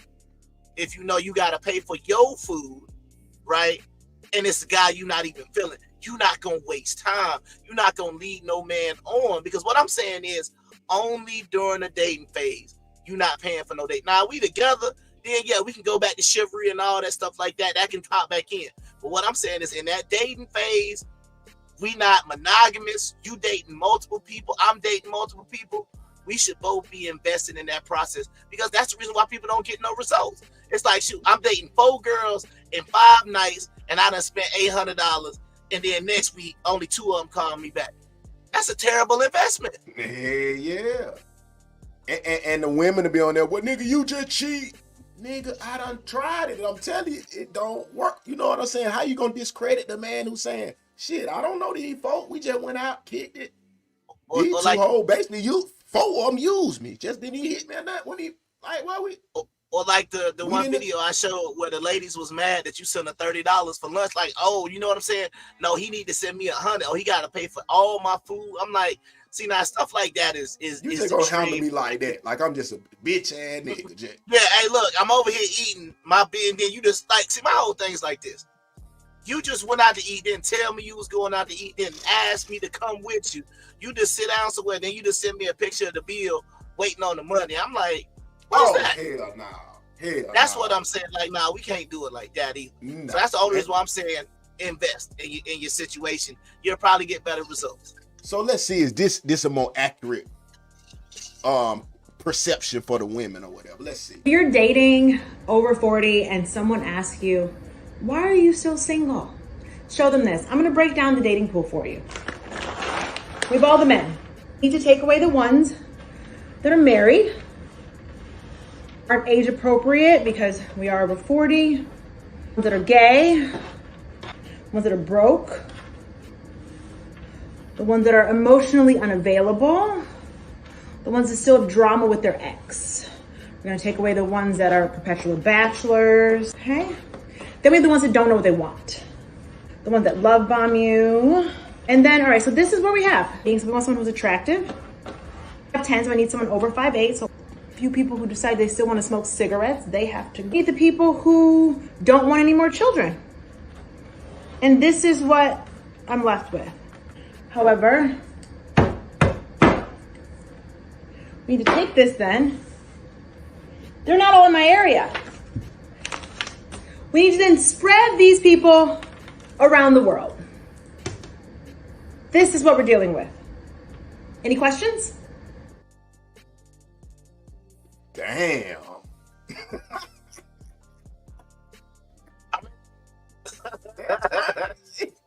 I mean, I just look at it like I get what she said, but regardless of which way she's looking at it, I mean, it's bad either way. It's bad either way if you're looking at all them things. But see, you know, some of them women would put it a little different. But I also agree that it's accurate. It's not. See, this is just one thing that I'm gonna say, and I'm gonna just let you go. The problem is what people believe exists out there. You can have a good one, and you just always assume it's another good one out there. You understand what I'm saying? And I think sometimes that is a huge problem, because you are going to treat that person like they're disposable when they're actually not. You understand what I'm saying? Because I'll be like, yo, it's only one of me. Like Kanye said, it's only one of you. It's a million of you. You understand what I'm saying? If we want to do by a comparison type of number, if we just want to go by data and statistics, it's going to be easier for the men a lot of times. But that's the thing. When a woman has a good man, she needs to make sure she holds on to him, because honestly, it's going to be easier for the men, in my opinion, to recover. Because I'm going to give the women some credit. There are way more good women than there are good men, period. So what do you think about this perspective then? Okay. If you say, hold on, you say the men are the how did you word it? The men are they're gonna have the easier time and all that, and because we already talking about like the ratios in Atlanta. Remember how you used to hear like that Atlanta woman-man ratio was like 20-1? Right. So at that point, we got to just do a numbers game in Atlanta. If it's 20-1, throw out half the women are trash, 10-1. Half those women you don't find attractive, 5-1. But then you got to do it in the reverse for the women. It's still going to be 1-20, because you got to find out if this dude is any good to begin with. So you already starting out in the bad ratio. Versus the man, he can cut down his ratio and still be 5-1. But that woman is still turning around looking, oh, it's still 1-20 because hey, he might not find 5 of them girls attractive, but he'll still cheat on you with her. You see what I'm saying? It's still always gonna be a messed up numbers game. Yeah, numbers. Yeah, numbers mean a lot in this. Damn, and I just it's so many crazy thoughts I'm thinking about it. That's why I'm like, she right, but I don't know, it's something else that I'm seeing out of that. It's like something off about the shit. You know what I'm saying? Are you talking about some of the things she took out the peanuts? Is that what you said? Because you saw her slide to 5'8". So if she go back and she said she 5'10", some shit. That's what I think she was saying. But I mean, but once again, this height stuff, I get it. Everybody the same side laying down, ain't it? But that's what I mean. But everybody, but see, like this to me, got people doing this fake stuff. You understand? They got the shoes that'll make you 5'7", put the shoes on 6'1". You see what I'm saying? It's like we just end up putting on. But see, like, or one of my biggest pet peeves, the one where the women had a height requirement based on their height in heels, knowing that you don't wear heels all your life. So when you take them heels, it's like you 5'6", the dude 5'8", but you like to wear 4-inch heels, so you 5'10". So you don't want to be looking down to your man. Take them heels off, or have a realistic approach to dating. Because you understand what I'm saying? You got to take them heels off, man, at some point in time. She said, but okay, so it's just some of the shit I was saying too. So she was addressing about the fact that when it is a few people, they so scattered out. But but what I wanted to ask you was this. Okay. You said like the women or people be like, I want better. I want the grass to be greener. Absolutely. You know what I'm saying? And I'm saying that, and I'm right. And I'm saying is that, and it's to the audience as well. I lost my thought about it because I had to get it back. But do you think that it's that simple in life, or is it that like some people come into your life on purpose? You know what I'm saying? Like, because they say like you don't get but 2 good women or 2 good men in your whole, you know what I'm saying? It's like you could go out and try dating and just pulling people, hey baby, pull up, hey shawty, oh, and that's male or female, and it still could be like nothing because it's not set for you. You know what I'm saying? Or is that a fantasy or something? You know what I'm? Well, what I'm gonna say is this: when you got a good one and then you don't keep the good one, and then you get the next one and the next one is trash, you really start to appreciate the one you had before. You understand what I'm saying? Like, to me, that's just a normal thing. But also, when you're talking about only a certain amount of good ones, because I feel like at a certain point, bro, people just give up. And what I mean by give up is like you could have had on your list, oh, she gotta have no kids, she gotta be this, she gotta have a Coke bottle body, her breath can't stink, she gotta have all the teeth, no gaps, no marks, so natural hair. You can mark off all the different things that you want from a woman, and then it don't work out, or that woman give you hell. And so it's just like, you know what? Now it's kids, it's she could be a little overweight. It's just like, child, just don't stress me out, and I'm good. So check this out. Would you say, because I've heard this a lot, that most people have been with, or let me say this, most people have overlooked or didn't take serious the person who's already been in their life or around them that they should be married to? Absolutely. I can say that. I can say that personally. Yes, multiple times. I can say that multiple times. I was, but once again, when I'm not in that mindset, I don't know what to tell you. But it's like, as a good old church song say, as I look back over my life and I think things over, it's like, boy, I blew that one. Oh, dang, Shawty was really about me. That was my cheerleader. All the stuff I complain about, I would never, this girl right here, I would never be complaining. Dang, but Shawty didn't call me all day. Dang, Shawty only sent me about 2 text messages. Dang, Shawty don't even care when I'm going to be back in town. Dang, Shawty don't. It wouldn't be none of that. It'd be like, boy, you better hurry up and bring that thing back in town so I can hop, Exactly. It wouldn't be none of that nonsense that I be talking about. And that's why I would wholly agree with you, when they say sometimes you miss the person that you're supposed to be with. I absolutely agree with it because I done lived it before and I done seen it. Where it's like, I don't be complaining about, like I said, I complain about who I'm with. But when I had everything that I claim I wanted, I ain't pulled the trigger. I ain't hopped. I ain't like, yeah, I gotta marry her. I was just like, she's straight, but I could probably do a little bit better than her. And that's how you end up getting some straight up basura. Man, I don't even know what word I want to use, man, but I think it's like this. I think I can smell shite. You end up with that. That's what you end up with.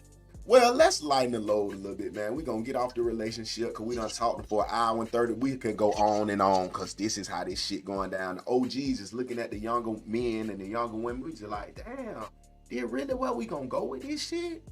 But hey, it's the digital age. It might be what it is. But I want to give a special shout out today, man, because we ain't getting none of this. We got two bad bodies. I mean, you know, there's no nice way to say it sometimes. The boy, what's his name? The boy with the restaurants in Atlanta. Damn, I forgot the boy name. Hold on. Oh, yeah, you talking about? Yeah, I know what you're talking about. Chad. Hold on, what's his name? I know what you're talking about. Yeah, you sent it to me on Instagram. He was like, he owned a restaurant. I gotta give him his proper condolences. Hold on, restaurant. Owner.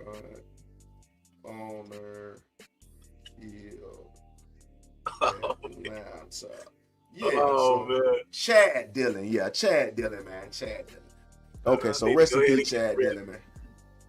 And I said too, we got to holler at these people here. Rest in peace, Sonia Massie. Now, what do you think about this statement while we got this up? I didn't even want to go there. Oh boy. Ooh. Sonia Massie proved there is no power in the name of Jesus. Are you familiar with what happened, bro? Yeah, my sister sent me the video. And she said, I rebuke you in the name of Jesus. And did it trigger something or what? What do you think happened? Is it power in the name of Jesus? Ooh. I mean, in the context of what we using, right? In the context of what we use this right here, right? It's a bad look. To say the least, it's a bad look, man. It's a bad look. The whole some were saying she felt the Jesus made her feel that she was gonna something happen bad. So that was what made her say it. Rebuke you, and it made the devil pop out of him like, oh, I'll shoot you in the face. Why would he say that? I think so. I mean, first of all, something was wrong with bruh. Period. Like that's not no type of normal reaction to that, because that's almost just like saying, you know, not to date Satan, and he say the same thing. Be like, what you say? That's a wild reaction. Do we got any heavy Christian people watching, or maybe even Jehovah's Witness? I don't know. Maybe even Muslim. What happens when someone says, I rebuke you in the name of Jesus? And what should happen? Does it in anger, demonic energy? That's what they say. Did she have a premonition? Well, you know what I would tell her is that if she had a premonition, then, as they say, the Holy Spirit should have told her, hey, don't say that. But don't the Holy Spirit want you to come home? Come home to the King. Come home to the King. No, now we making it up. I don't know. I saw the video, right? And I know what we're saying. But it still go back to this all-knowing point, right? In these scenarios, it's almost like we got to look at, to me, and this is the way I'll word it for this part, right? Yeah. They say you're not supposed to test God. You're not supposed to do that. So it's like, you remember in World War II, right? And they talked about the Americans. We was the trench runners, right? We was the one that ran from trench to trench to trench that moved them back. Mm-hmm. If you are going to stand up and run through a trench and not duck, not evade, and just say, I rebuke these bullets in the name of Jesus. Good luck.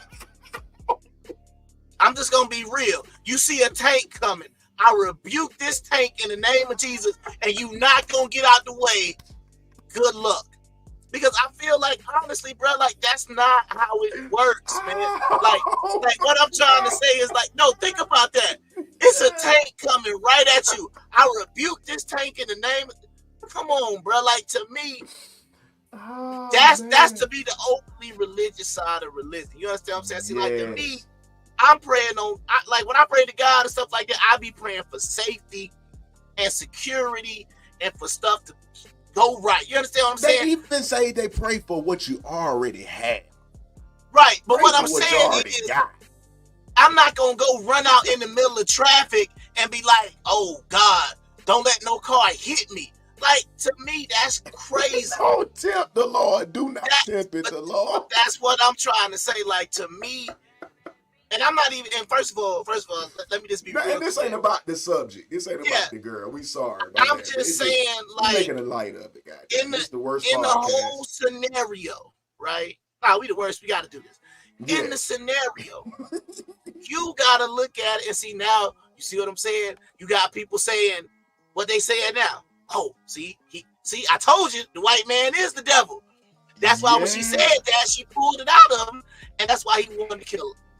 Because what did they say? Satan come. He comes like a thief in the night to kill. What is it? To steal, kill, and destroy. See what I'm saying? So they gonna take it every angle they can. But what I'm also saying is, you also gotta move in wisdom. You understand what I'm saying? You also gotta move in a way. Well, I mean, I don't know, man. Like I said, the whole situation was crazy. Yes. But again, you know me. I don't know if you have. I know which way you gonna take. I get it.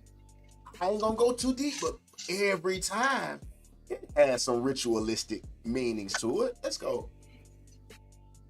Why? This is my partner. He say these folks so perfect with everything they do, mainly murders. And I'm assuming that he's talking about this tattoo. Why is this tattoo a issue? While we looking to be entertained all the time, our own government working non-stop on an ancient plan. Let's go. This is what's on his arm. This symbol on the cop arm that killed Sonia Massie is an Icelandic magical stave, what is sigil? Like the Nordic form of a voodoo VV. It's called a Begvisser, the Helm of W.O.R.S.E, the Wayfinder, the 8-armed compass of Viking legends, a symbol of victory and at times protection. The Helm of W.O.R.S.E is also referred to as a physical helmet. A helmet, not a symbol, in the legendary Edict poems of Viking history. This magic helmet strikes fear into its adversary. Damn, this is powerful. Okay. This is a tattoo, though. The Grimoire spell book of Iceland, originally of Iceland magic. 8 arms of rays emit from the center point of the symbol. It could be a demonic force inside. But hold on, I just got a quick question. Now, this ain't the cop that shot though, right? Yeah. That's on the other one. No, they say he maneuvered to the side and shot. That's what I heard. Maybe I'm wrong. That's what they say. I think, well, based on the view that you showed me, we're watching the vantage point of the other cop who didn't shoot. But I'm thinking, hold on. I mean, I get everything you're saying. Yeah. See, that's what I'm saying. The guy on the left was the one who ended up shooting, because the guy who had his body cam on, that was the guy who he looked away, and then she said, like, "What you ever say to me?" And then he turned back around. So the vantage point, he's not the one that shot. Okay. The other dude did, but I mean, hey. Yeah, it ain't about him doing it. It ain't about him doing it. It's all about. But like you said, you still saying that it was there. That's why I just said it's there for the public to see. But you know what I keep telling you about the gematria and all of these signs?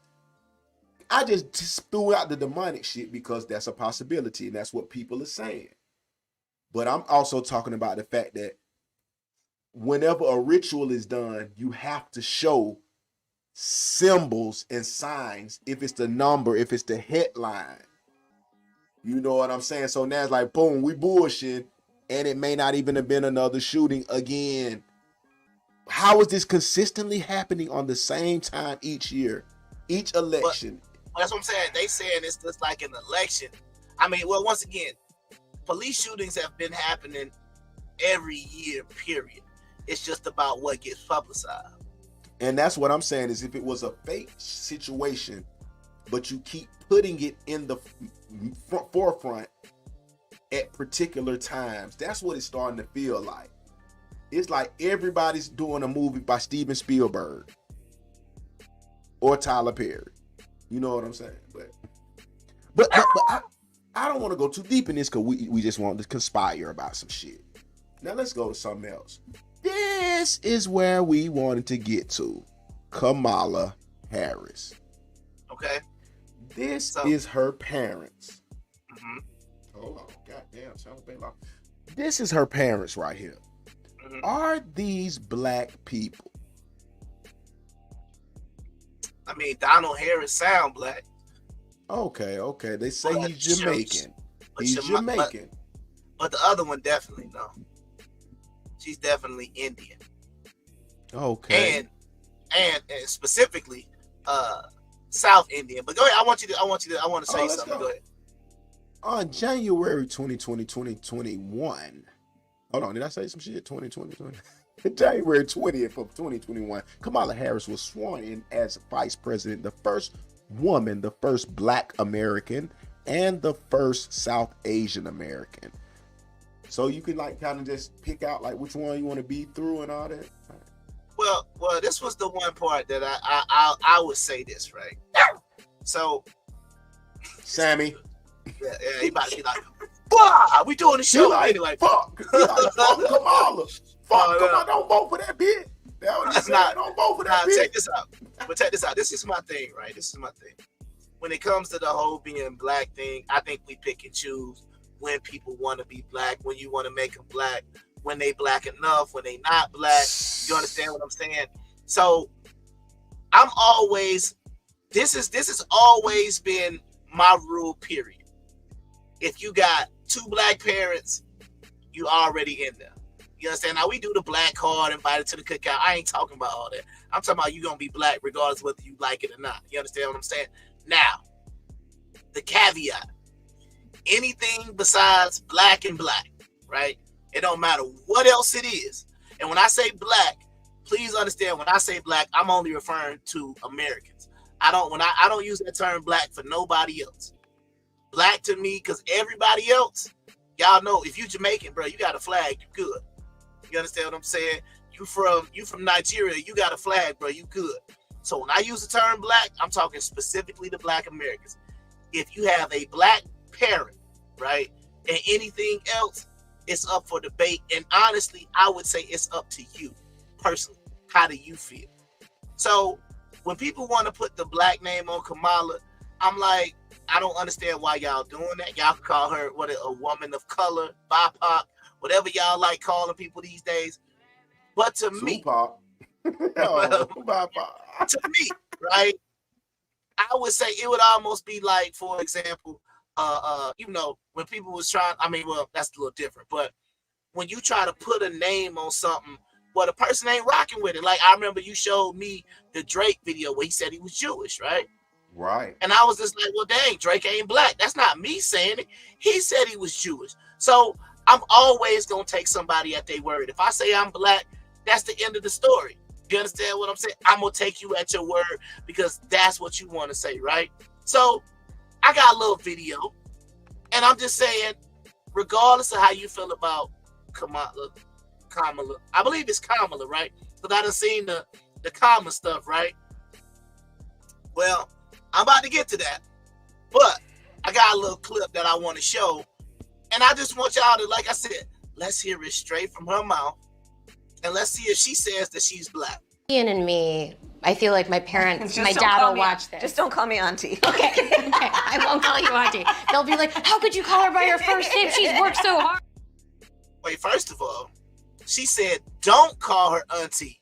Now, what does that sound like? Now, let's just be real. What is auntie? Whose culture is that? That's black people. Don't call me auntie because I'm not no black girl and aunties. Or she could have been saying, I'm a young girl. Don't say auntie. I'm a young. Like she don't want to. I'm an aunt. But once again, if you an aunt and not ain't we supposed to be but once again, black. It's about black. It's about putting our culture on somebody, in my opinion, who only wants it when it's convenient. But once again, I ain't got to talk for. I didn't hear that part earlier. But then now I'm listening to it back. I was like, yo, she said, don't call me auntie. I thought she was saying like, yeah, you can call me auntie because I can be auntie. But anyway, let's watch it again. Yeah, I mean, because people are voting for her because of the race. So that's what we're talking about. Yeah, not the political race, not the presidential race, just because of the color She's part. black. But I want y'all to hear what she says, and y'all tell me, like we say, what type of black person does this apply to? Ian and me, I feel like my parents, my dad will watch this. Just don't call me auntie. Okay, I won't call you auntie. They'll be like, how could you call her by her first name? She's worked so hard. Okay, so what we're gonna cook today is an Indian recipe. Yes. Because you are Indian. Yes. Okay, and I don't know that everybody knows that, but I find that wherever I go and I see Indian people at the supermarket, on the street, everyone's like, Kamala Harris is Indian, right? It's like the thing we're so excited about to have you running for president. Yeah. So we're both Indian, but actually we're both South Indian. Yes. You look like the entire one half of my family. Okay, thank you. You do. I've been telling people we're related already, so this is perfect. It's basically true. And so, do you raised eating South Indian food? South Indian food, lots of rice and yogurt, potato curry, dal, lots of dal, idli. Yes, idli. Damn. So exactly this.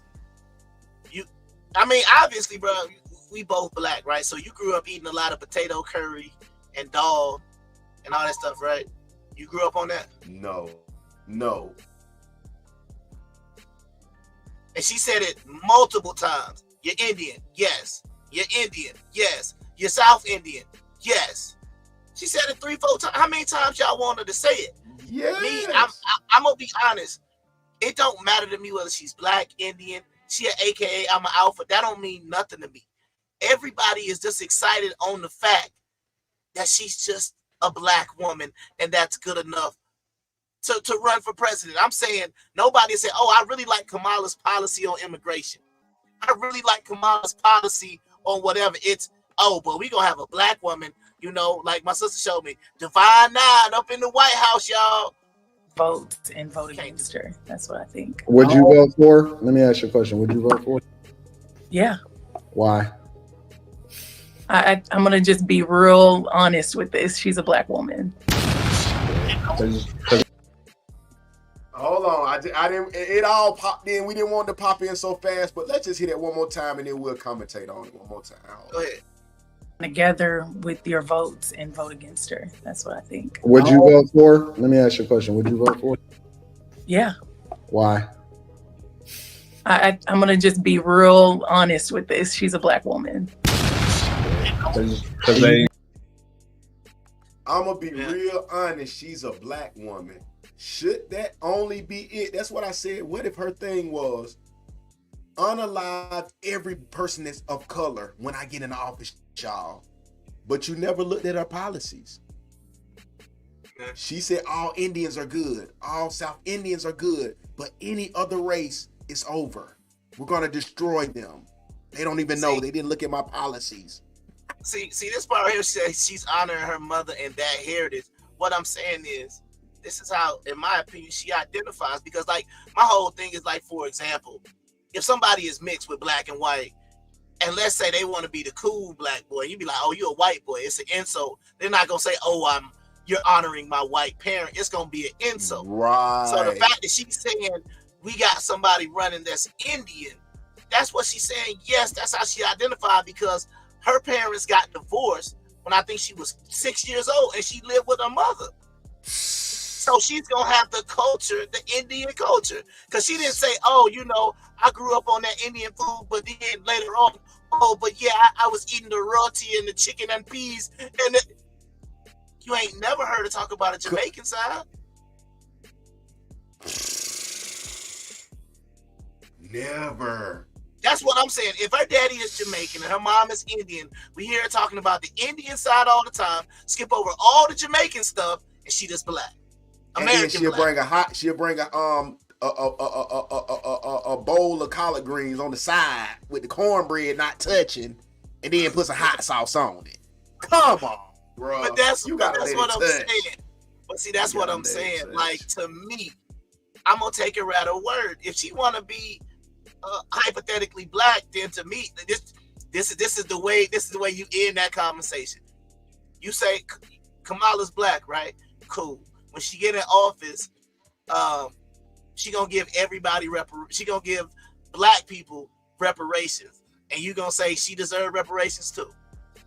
With a Jamaican father and an Indian mother. Is that what you gonna say? Hold on, but this can't be what she say, because this is her thoughts on that type of shit right there. Let's check this out. I'm not gonna sit here and say I'm gonna do something that's only gonna benefit black people.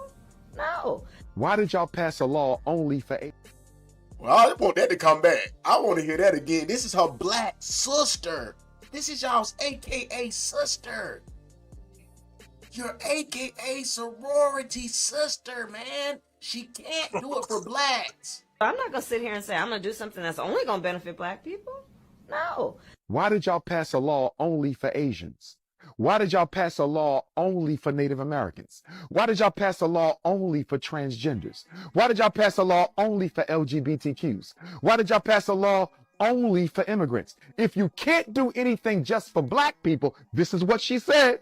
It came out of her mouth. If you can't do anything just for black people, how was it possible for you and President Biden to do all these other things for specific ethnic groups in this country, from whose benefit no other group?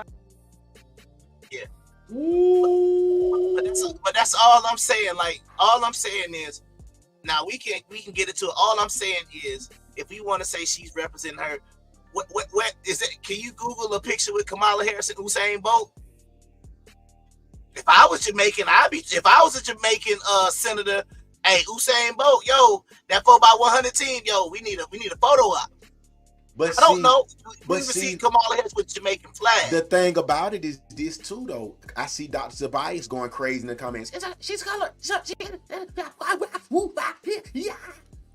Okay, cool. We see. But what I'm telling you is this, Dr. Tobias, it's not even really about a race. It's about her intent for black people. If she gets in and doesn't do nothing but hire and help nothing but the Patels, the Indian Patels, what does it do for black people? And if she said out her mouth, oh, I can't do nothing just for black people, and it's already proven that other things have been done. So let's hear it again, Kamala. I'm not gonna sit here and say I'm gonna do something that's only gonna benefit black people. No. Why wouldn't you, Kamala? You're black. You already done it for Asians and the T's and the G's. You've already done it for the T's and G's. So they're more important than blacks. Tell us again, Kamala. I'm not gonna sit here and say I'm gonna do something that's only gonna benefit black people. No. Why did y'all pass a law? No. But see, like, this goes back to my point.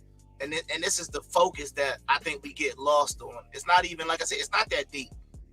All I'm saying is I would love for her to say it out of her own mouth. You see what I'm saying? What I'm saying is I'm going to go off of what you're saying, not on the label that we want to place it. Yes, she went to Howard. Yes, she's an AKA. That don't mean we got straight up white Caucasian alphas. It don't mean they not an alpha. It don't mean he's black because he's an alpha. When I went to Hampton, our whole tennis team was Eastern European, barely spoke English. It doesn't make them black just because they went to an HBCU. That's my point. All I'm saying is, and I've said this multiple times, right? Hold on. We already saw the meme the other day about Zendaya. They say every time a black woman get a role in Hollywood, it's Zendaya. what's wrong with Zendaya? If y'all gonna get hyped up for Kamala Harris, Zendaya is just as black as she's blacker than Kamala Harris based on her parents, because at least she got one black American parent. But y'all would discredit her. Blake Griffin, ain't nobody sitting around here talking. Come on, man. Pat Mahomes, remember they already said we ain't had a black quarterback win the Super Bowl. But look where they trying to hit us at. I knew they were coming like this. Trump don't care about. Let's get Agnes on here, this front row. Trump don't care about black people. What did Trump do for black people? We know this. Let's get to this though. We're asking about Kamala right now. Let's focus on Kamala for a minute. All we said was, what happens if she acts just like the Arabs or Indians that's at the corner store, at the liquor store? This ain't being racist. Hell, they talk about us eating chicken and fake collard greens with hot sauce. I'm just saying, what happens when she doesn't do what she's supposed to do? Because hey, hold. Did we forget she was appointed as the border czar? Did we forget that shit? And all these illegal immigrants are in Chicago raping, kidnapping little girls. They're getting free rent in hotels and taking over black people's jobs. Did we forget about these things? That she was the border czar. She was responsible for the border. And what happened? And we're talking about letting her fight against Putin and the nukes and go over there and talk when he can just grab her by her throat and crush her. A woman in the war. Are you serious? Man, hold on. Well, first of all, we not Napoleon days no more. You ain't gotta go on that battlefield no more. They sitting there in the bunker. They sitting there in the bunker like, generals, what you think we should do? All right, cool, yeah, do whatever the generals say. Now, you know what I mean? Now, if it get wild and crazy and then all of a sudden she want to promote a bunch, like, let's say for the commander and the Joint Chiefs, right? It's supposed to be like the council of your military advisor. Like, all of a sudden she just promote a lot of women. Like, it's a council of women that's doing all the war stuff. Like, I'm talking about the fight. I'm not talking about legit. I'm not talking about that, because we know the majority of, if not, I'm talking about this. I'm talking about this. If you go over there and y'all are angry with each other. If it's Trump, this is just one thing. I got 5 things to think of with people in the comments and off of what you're saying. Just let me go right here with this first. Sure. You can go over there. Kamala walks over there and meets up with Putin. They can have the security, whatever. You're telling me he can't grab her by her throat. Who gonna do something if he do? Secret Service. And he don't got none? Yeah. So it's gonna be either you're gonna have to let them two combat, or everybody just dies. Well, if they have to combat, what can she do if she has to go hand to hand with any man? Or is that impossible nowadays? You got to show me any world leader that's ever been put in that situation. I'm just gonna say, I'm gonna say in the last 125 years, they wasn't grabbing. It's a man. Okay, well they done had a woman in Germany. Merkel. Okay, but okay, we moving too fast. Ain't nobody choked out Merkel and the whole time she been there. Okay, I just was throwing some out there. You know how I go. But all I'm saying is also, we can't skip over this. If you were given the authority of border czar and you performed miserably to the point you had to say you weren't appointed that job, that means you're a failure at your job. But let me give a video proof of what I'm saying, because I don't like to just say it. Like your saying says, you can Google me right now. No, let me pull him up right quick. Hold on. I got you. Yes, most definitely. Let's get it. Load up for him. Load up for him. Vice President Harris was not a border czar. Meantime, Vice President and border czar Kamala Harris facing some backlash. What he said about Harris and immigration was not true. She was never appointed border czar. And this will be her first visit to the U.S.-Mexico border region since she was appointed as the border czar by President Biden. People gonna have to counter the misinformation. You already hear folks talking about the border czar. She wasn't the border czar. President Biden tapped Kamala Harris, Vice President Kamala Harris, to be the border czar. Now, she wasn't the border czar. That's what Republicans labeled her. They were very critical of Kamala Harris, especially in her role as border czar. Do you see this? Do we see this, y'all? That you're lying about it already. Do we see that? You said you are, and you say you aren't. Do we even see that? I'm listening to it. I just had to look it up real quick to see what it said, but go ahead. Okay. Now what she's up against is folks lying about her border record, calling her a border czar. Kamala Harris, who was appointed as the border czar. The Biden God damn it, don't do it. team didn't declare her the border czar. They wanted her to work on kind of the root causes of immigration. There has been so much criticism against Kamala Harris. You know, she was the border czar. Why it matters. The number of unaccompanied minors crossing the border has reached crisis level. Harris, appointed by Biden as border czar, said she would be looking at the root causes that drive migration. Oh my God. Woo, let's go. Goddamn. I just want y'all to see this. If she can't be the border czar, how do you jump the border czar to president? Oh my God. Well, no, this is what I'm calling her. trying to say. Hold on. No, go ahead. Nah, I'm just Googling. It's saying, see, this is my thing, right? And this is the reason why I be like, I don't really rock with the news, because the thing about it is they're going to have to, like, this actual appointment, because you got multiple news outlets giving multiple levels of information. I'm just going to go to what, like I said, what Google, what the chat GPT going to say. It said, no, she was never appointed as the border star. However, he tasked Kamala Harris in March 2021 with leading the administration's efforts to address the root causes of migration from Central America. What is that? That's wordplay. That's wordplay. But that's what I'm trying to say. But everybody is trying to make it seem like there's an official capacity of being the border czar. First of all, the crazy part about it is czar is a Russian term, which is crazy to begin with. Because I'm like, why would you even call it a czar? Like, why would she just be the like border leader or something? Why did you use the term czar? Right? Because it's got to make it a more nefarious title. Because we know what a czar was. It means you were the leader of Russia back in the day. Go ahead. So would you say that she has no responsibility for the immigrants that's illegally here?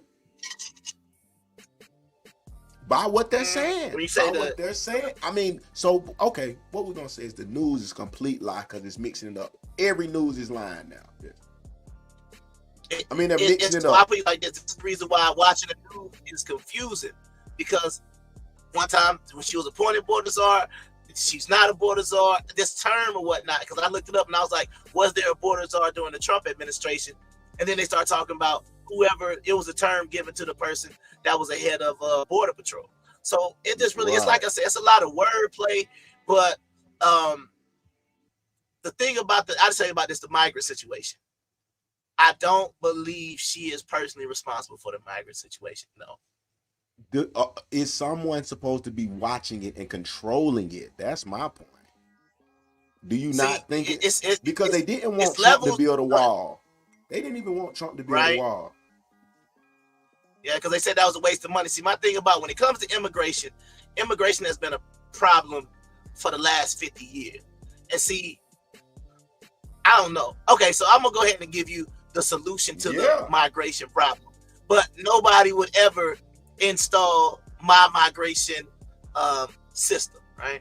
So I'm gonna ask you a quick question.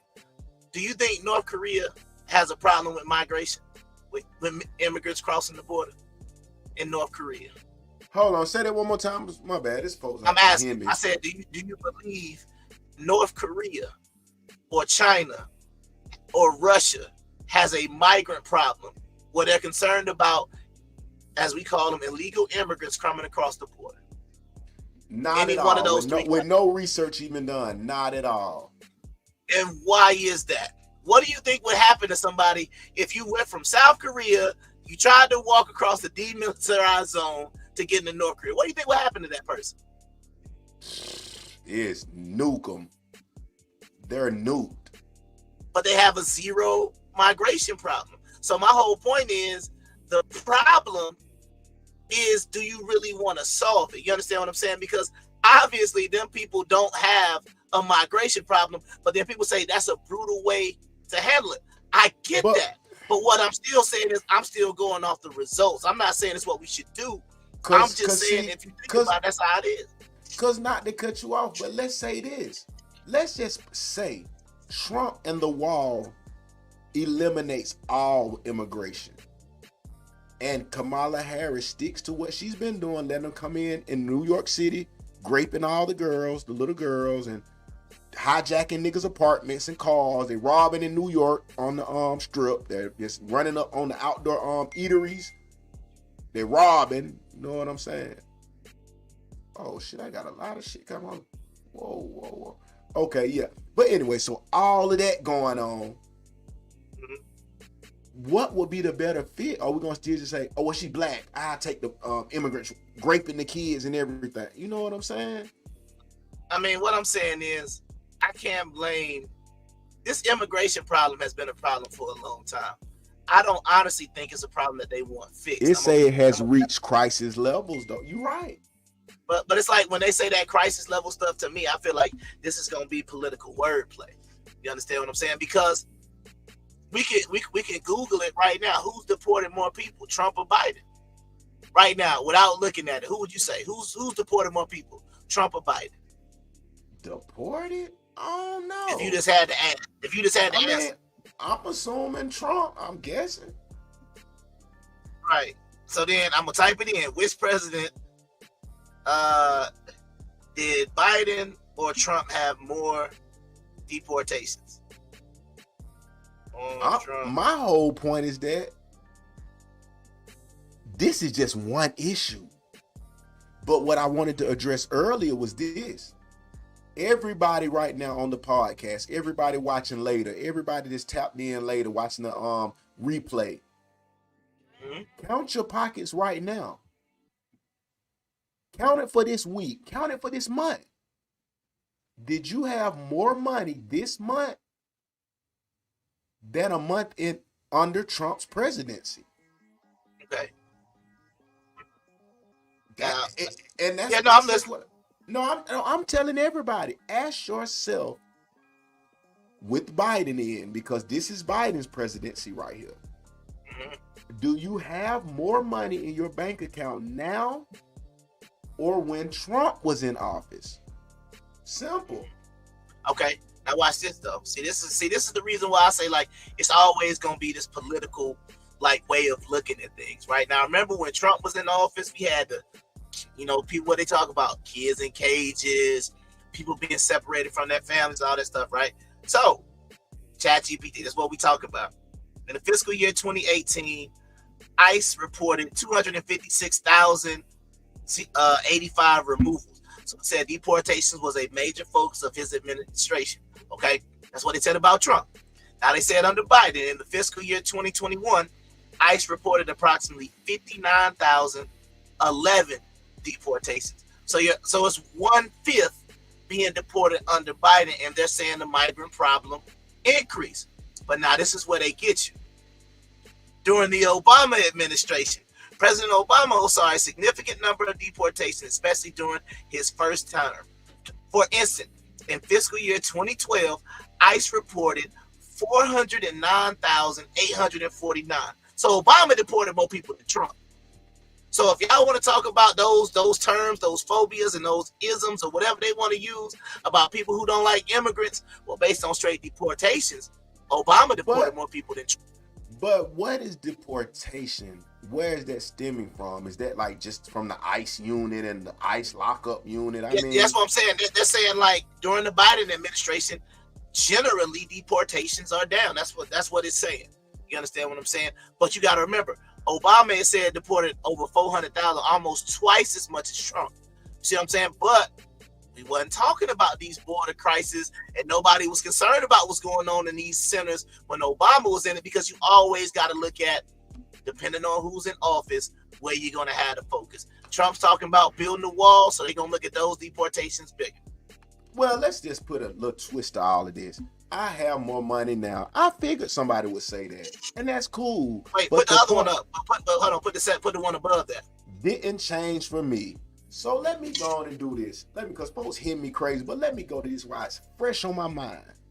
Okay. I'm always watching all the guys who really deal with finance, who are financial advisors, who work for this company, that company, who also does YouTube. And the thing about it is what's strange. I guess the average median working person may not have an effect either or, because it's just a constant flow of the same money. Maybe, possibly, if it was no change. But the matter is, repossessions are up like times 50. House foreclosures are up like times 50. So a lot of money is missing from people's pockets. Let's not pretend. You know what I'm saying? I'm saying when money's missing from one pocket, it affects the next, because you can't get no tacos on Tuesday when you're broke. So that means no clients for the restaurant owners. He can't even go buy no more seafood or tacos, the shit to put in the taco, because ain't nobody shop with him. You know what I'm saying? It's a trick. Right. So my question is, when it comes to the economy, this is a question that I always ask when it comes to even controlling the economy. What could you believe, or what could you point to that is causing the money to change? If they say the economy is messed up because of Joe Biden, then what did Joe Biden do to mess it up? What I personally think, man, and it's something that I don't even hear nobody talking about or say. Sure. I just think what we were saying earlier about Kamala. We can keep saying she's Jamaican. We can say she's full-blooded Negroid. It don't matter. If she has no intent on helping the black, nothing is going to get better anyway. But we could just put it in the perspective of say all people, cool. If your intent is not to help people, as in Biden's case, for those that don't pay attention to other details, I'm not a politician head or anything, no Diddy, but I'm just saying, Ukraine, he's fueling Ukraine with millions of dollars. His son gets caught with crack pipes and dope, does no time. We keep trying to blame Trump. Why is his son not getting charged? You know what I'm saying? It's a lot of things going on that could be different. You know, I didn't want to take over the whole conversation, but I'm saying is this. Biden is making, you said, why is the money slower? Because you're giving all the shit to Ukraine. You giving it all to foreign entities. But it's slick being some businesses that you got private sector again or whatever, or public, you know what I'm saying? That same type of shit, but I'm not an expert in that shit. I'm just saying. Right, no, that's, well, remember how we already talked about how politics works, right? Politics, it don't matter what you do or what you don't do a lot of times. You raise taxes, what people say. Like, depending on how you want to talk about the tax cuts, right? Like, you could go right now, we could pull it up on ChatGPT, and we can say, were taxes lower or higher during Trump, right? Were taxes higher or lower during Biden? Let the AI tell you, right? But once again, depending on your perception of politics, what is somebody who don't like Trump going to say? Oh, he did those tax for the rich and for the corporations, right? And then when Biden took them away, oh, that helped the middle class and my checks improved. So it's a mental trickery game, in my opinion, that people are doing, because the fact is you can Google it and it'll tell you who had lower taxes. It'll tell you, but see, people in their mind automatically think corporations are evil. Corporations make a lot of money. Hey, Bird, hey, I'm gonna give you $500. You give me $500. We're gonna go start a wing stand. We're gonna call it Bird and Kung Fu Hebrew Rings, INC. Yeah. Now we a corporation. Are we evil now? Or we just selling chicken wings on the side? But it's like people say, oh, it's the corporations. But now we our little wing spot. Y'all think it makes sense for the wing spot just because it's a corporation? we got to pay 40, 50%, whatever that tax rate is, just because we want to incorporate and protect ourselves. It's ridiculous.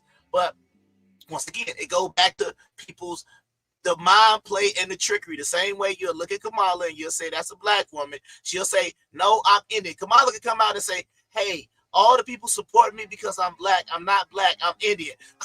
Man, y'all know she just saying that because of politics. She's still black. She's like, that's what I'm saying. How more gullible can we get? You're going to trick yourself.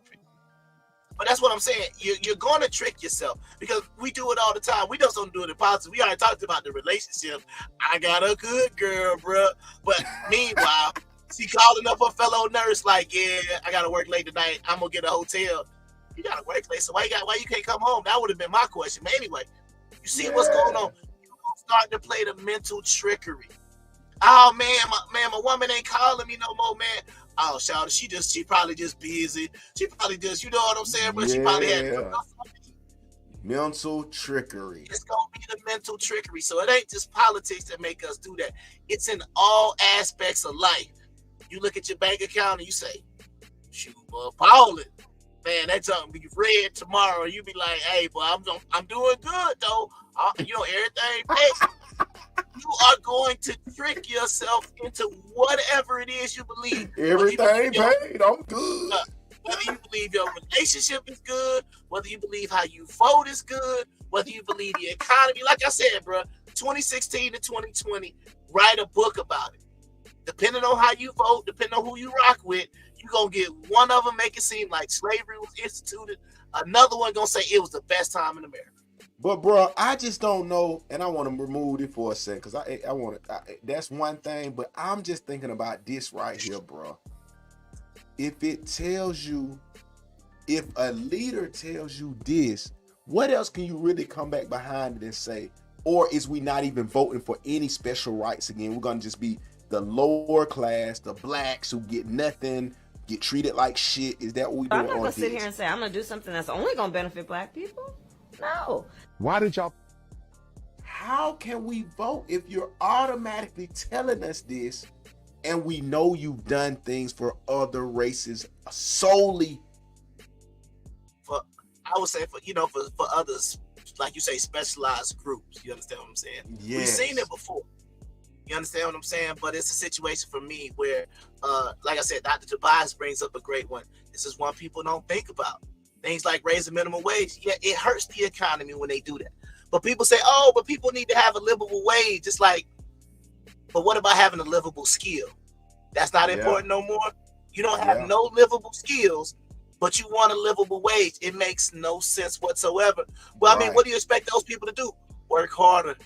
You understand what I'm saying? Because it's like they ain't paying us no more money because you understand what I'm saying? It's like the way, and you got to be honest, the way broke people view taxes is the most ridiculous thing on earth. Because if you think about it, you say, I could just go have a regular job and I don't really want to pay no taxes like that. But you mad at the people that go out there and get skills, degrees, all these other things, and they get above that threshold just for their check to get cut in half. You work. Oh man, grew your business. Now we over $500,000. Now that $500,000 be cut down to $250,000 because y'all believe that that's fair or whatnot. And I see my partner has abandoned me. I'm just joking. He got to restart the generator. It don't look like he was in the match in the night. But shout out to everybody still tuning in. I'm about to go to a little quick commercial break. Give him time to get everything brought back or whatnot. But y'all know the show is brought to you by Carl Gas Creations. Get you some body butters. You know what I mean? Get you some scented oils. I'm gonna order some stuff so when what's the name get put guy be smelling good and hair. I know y'all see the Indian in my phenomenal joking, man. But anyway, let me go ahead and show this Carl Gas, man. Here we go.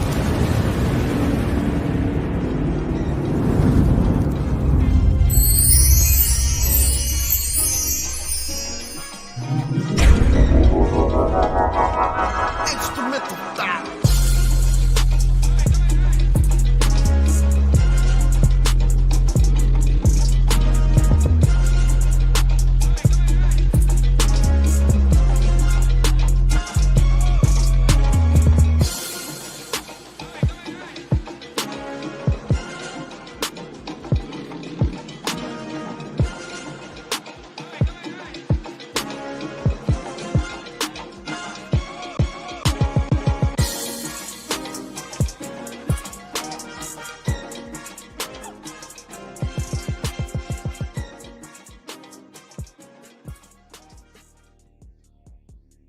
We back, man. So, you know, not to really, like I said, beat on the whole political thing, but all I'm saying is you vote for whatever reason you want to, right?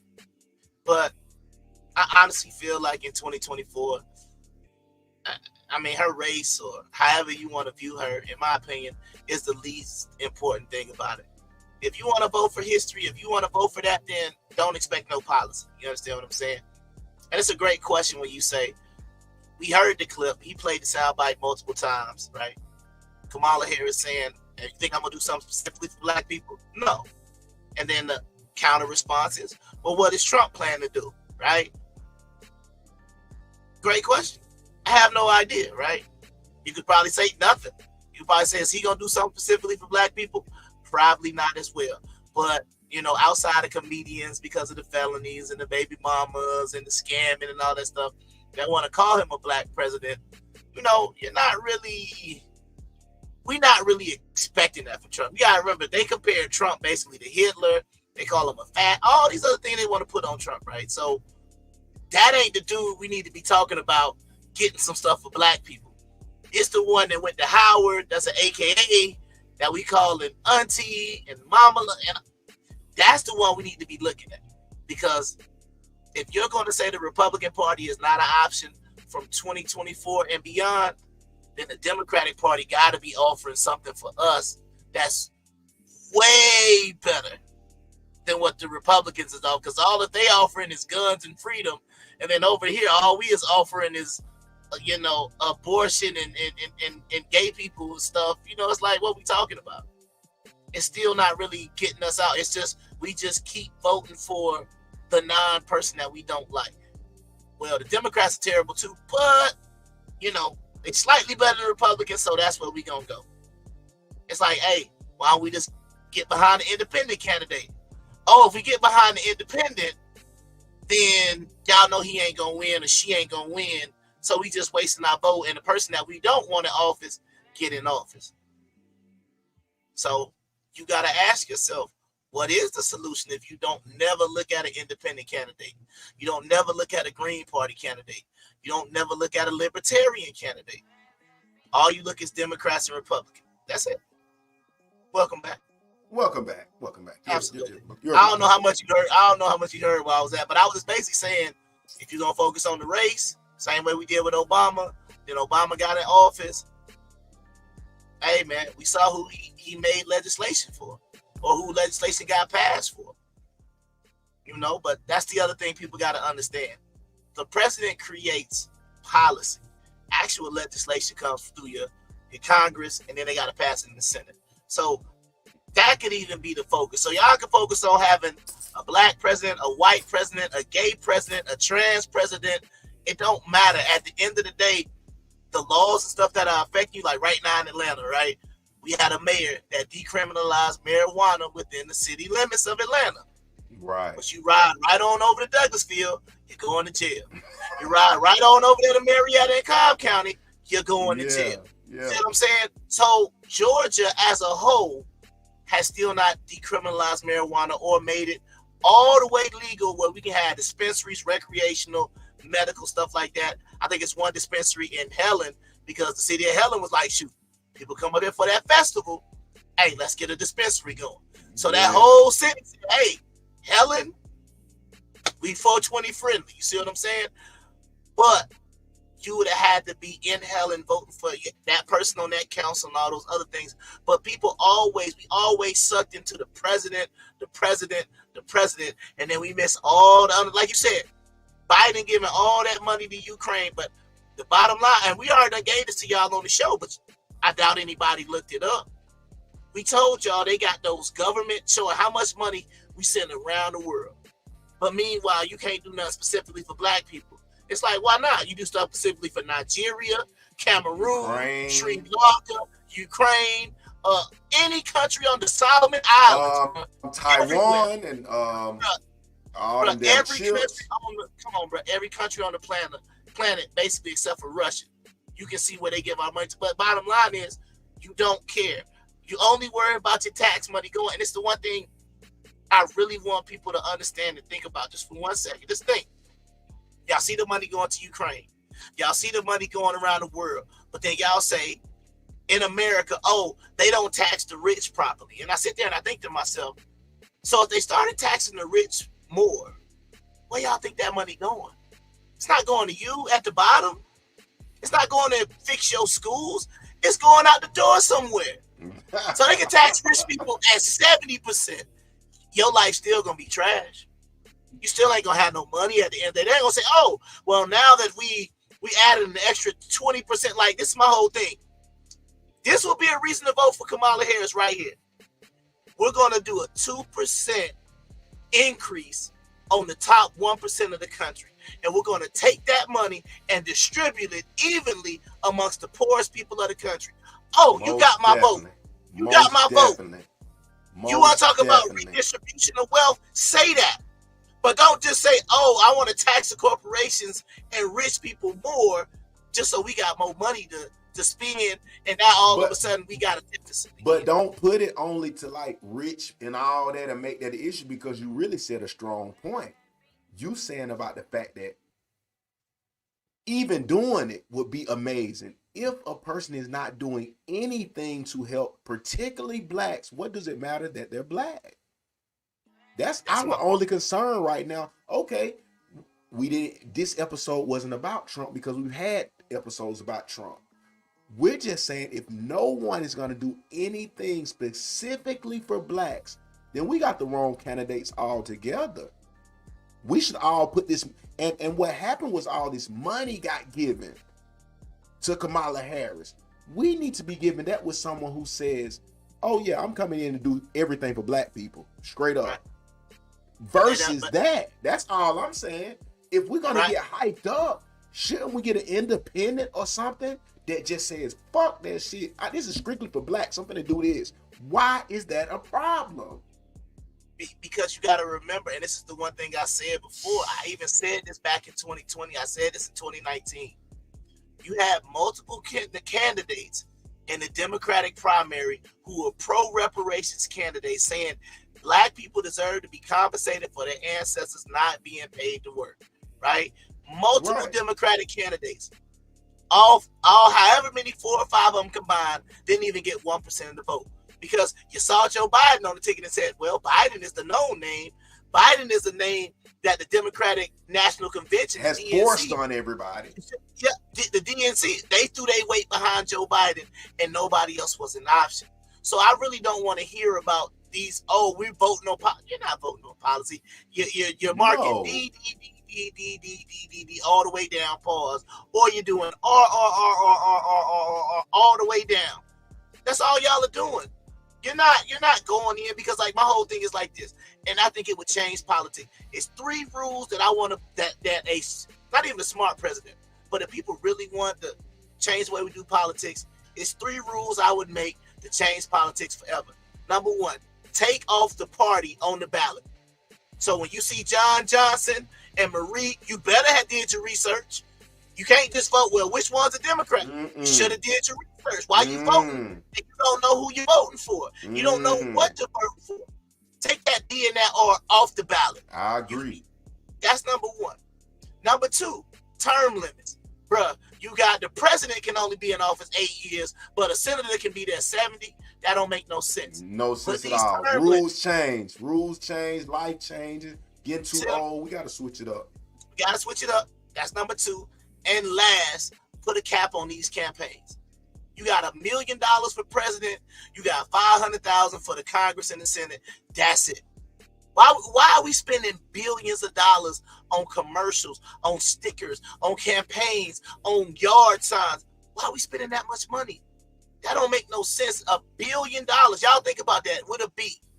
We could have bought a football team with the amount of money they spent in politics. It's wild. But when you mention that, that's why I go back to say that they said, I mean, we can get into specifics, but we know one day in 24 hours they gave her $1 million just from sororities. They say 90 million popped up in her account. Just think about this, people. Everybody. What would happen if we put that into our black school systems? Into our black transportation systems, our black banking systems. What's the problem? Why are we so free to give our money away to things that will not change our life? Yeah, but you see what Dr. Tobias said, and that's my point. You will not win saying that. Even though we know that'll change the political landscape for the future and forever. Yeah. If you just say, hey, you can't, no more career politicians. No more, y'all talk about all of the money that you know, like you said, where that 90 million come? Oh, it came from grassroots. How we know that? Yeah. You know what I'm saying? But now you got a war, like they call it the war chest of $250 million to spend on commercials and whatever you want.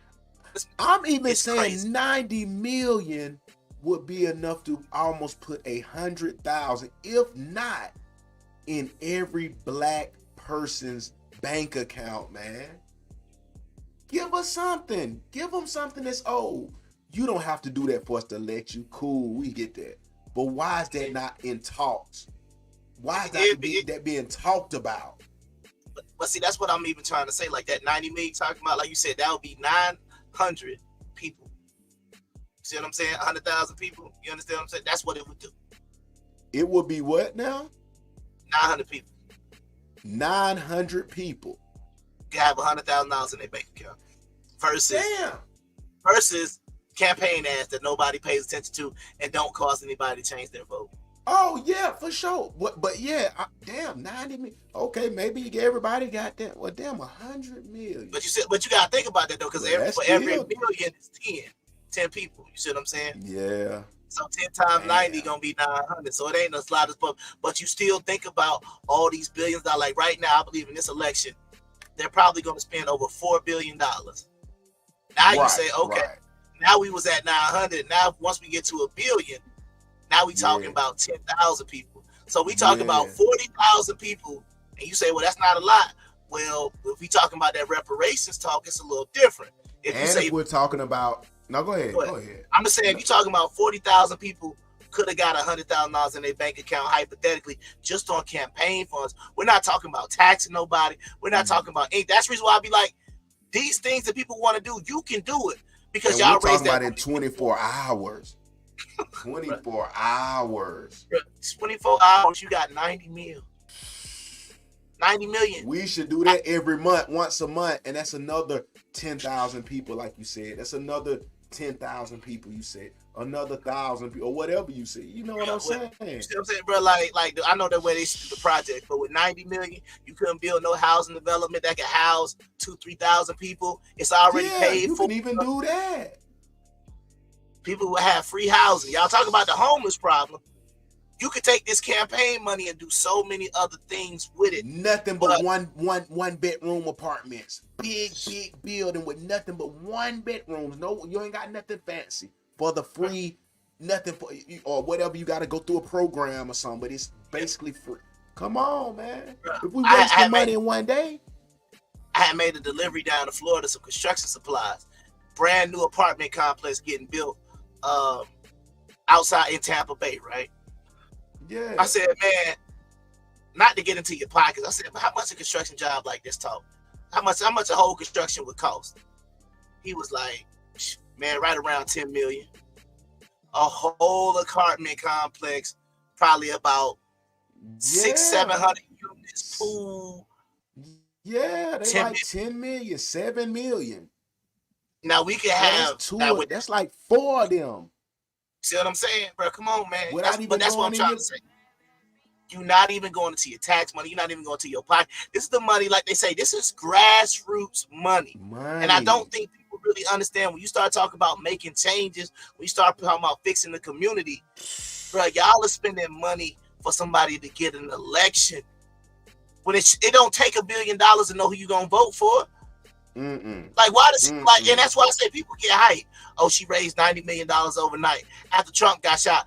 Oh, he got $200 million overnight. Is that a good thing? That's all that shows money. Because at the end of the day, we know after this election cycle, that money's gonna be gone. And no one has got any coin. No, everybody talking about the economy is bad. Still think about nothing. This Joe Biden economy is horrible, but 90 million overnight. This Joe Biden economy is bad. Pew, miss 250 million overnight. But like I said, it's being directed in the wrong direction. That's what I'm saying. But you got the money for a person that you like to make you feel better about how your life is going. But when you actually start talking about effective positive change, hey, we can go get some land, we can do these different types of things. You really got to really start and think about like what is really being done with this money. And that's why I try to say those things would change politics forever, because if it ain't all the money in it, right? And we ain't talking about the $50,000 plate dinners that these people be hosting. If the money goes away in politics, I guarantee you wouldn't even really care about it no more.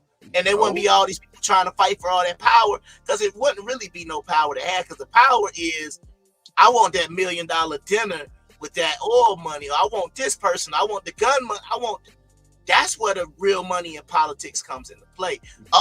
Obama can go speak, Michelle can go speak. $500,000 to hear Michelle Obama speak, and she sold out the Mercedes-Benz Stadium. Yeah. That's what politics can bring you. And it's no disrespect to the Obamas, anybody that's doing that. I'm just saying, if all the money, it's almost like with anything. If all the money went away, if all of this, you wouldn't even care about it. But it's deep that you said how you said. No Diddy, but that's the facts. The facts is. No, I mean, seriously, like. Why is the politician, why are the people not requiring the politician to prove or get into the personal dealings of this shit? The money and shit has to be allocated to somewhere the people see it. We talking about 90 million in one night, and everybody out here struggling to pay rent. That's what I'm saying. It makes no sense, man. And that's what I'm trying to say. You would be better off as a politician saying, and I don't know if you could do this, just take all your campaign money and just start paying people's rent. Just start giving them money. I'm saying, if nobody's doing that, why would anybody be excited of either or? That's my thing. I wouldn't pick nobody. Everybody just don't pick no fucking body. No. That's my theory. Don't pick nobody. Yeah. If it's saying it's not for the blacks, the only people hurting in the bottom of scheme of things, we ain't saying nobody ain't got money. We know that. But it's the blacks, the browns, the colors is lower than the other races, allegedly with money, household income. Why is not make? But you gotta ask enough of us. Wait, but check this out though. But who's on top in America right now? No, I'm asking, do you know? Based on average household income, what group of people do you think is on the top? If it's not, Asian. Specifically from where? South Asia. Specifically from what country that our president our potential president was talking about? India. Indian Americans have the highest median household income of anybody. So y'all can go ahead and throw the whites. They higher than whites. Everybody. Indian Americans is on the top.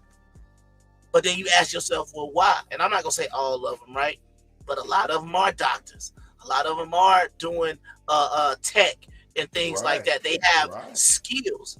So you have to be able to look at that. That's why, like when Dr. Tobias said earlier, raising that minimum wage, it ain't doing nothing. It's just making things harder for the people that's actually got some sort of skill or whatever the case may be, because the Indians, some of them darker than you. Yeah. But like I said, is they getting skills? Is they going to medical school? Is they the main people on the tech? Are they gonna help a black person out? That's what we have to think about with Kamala.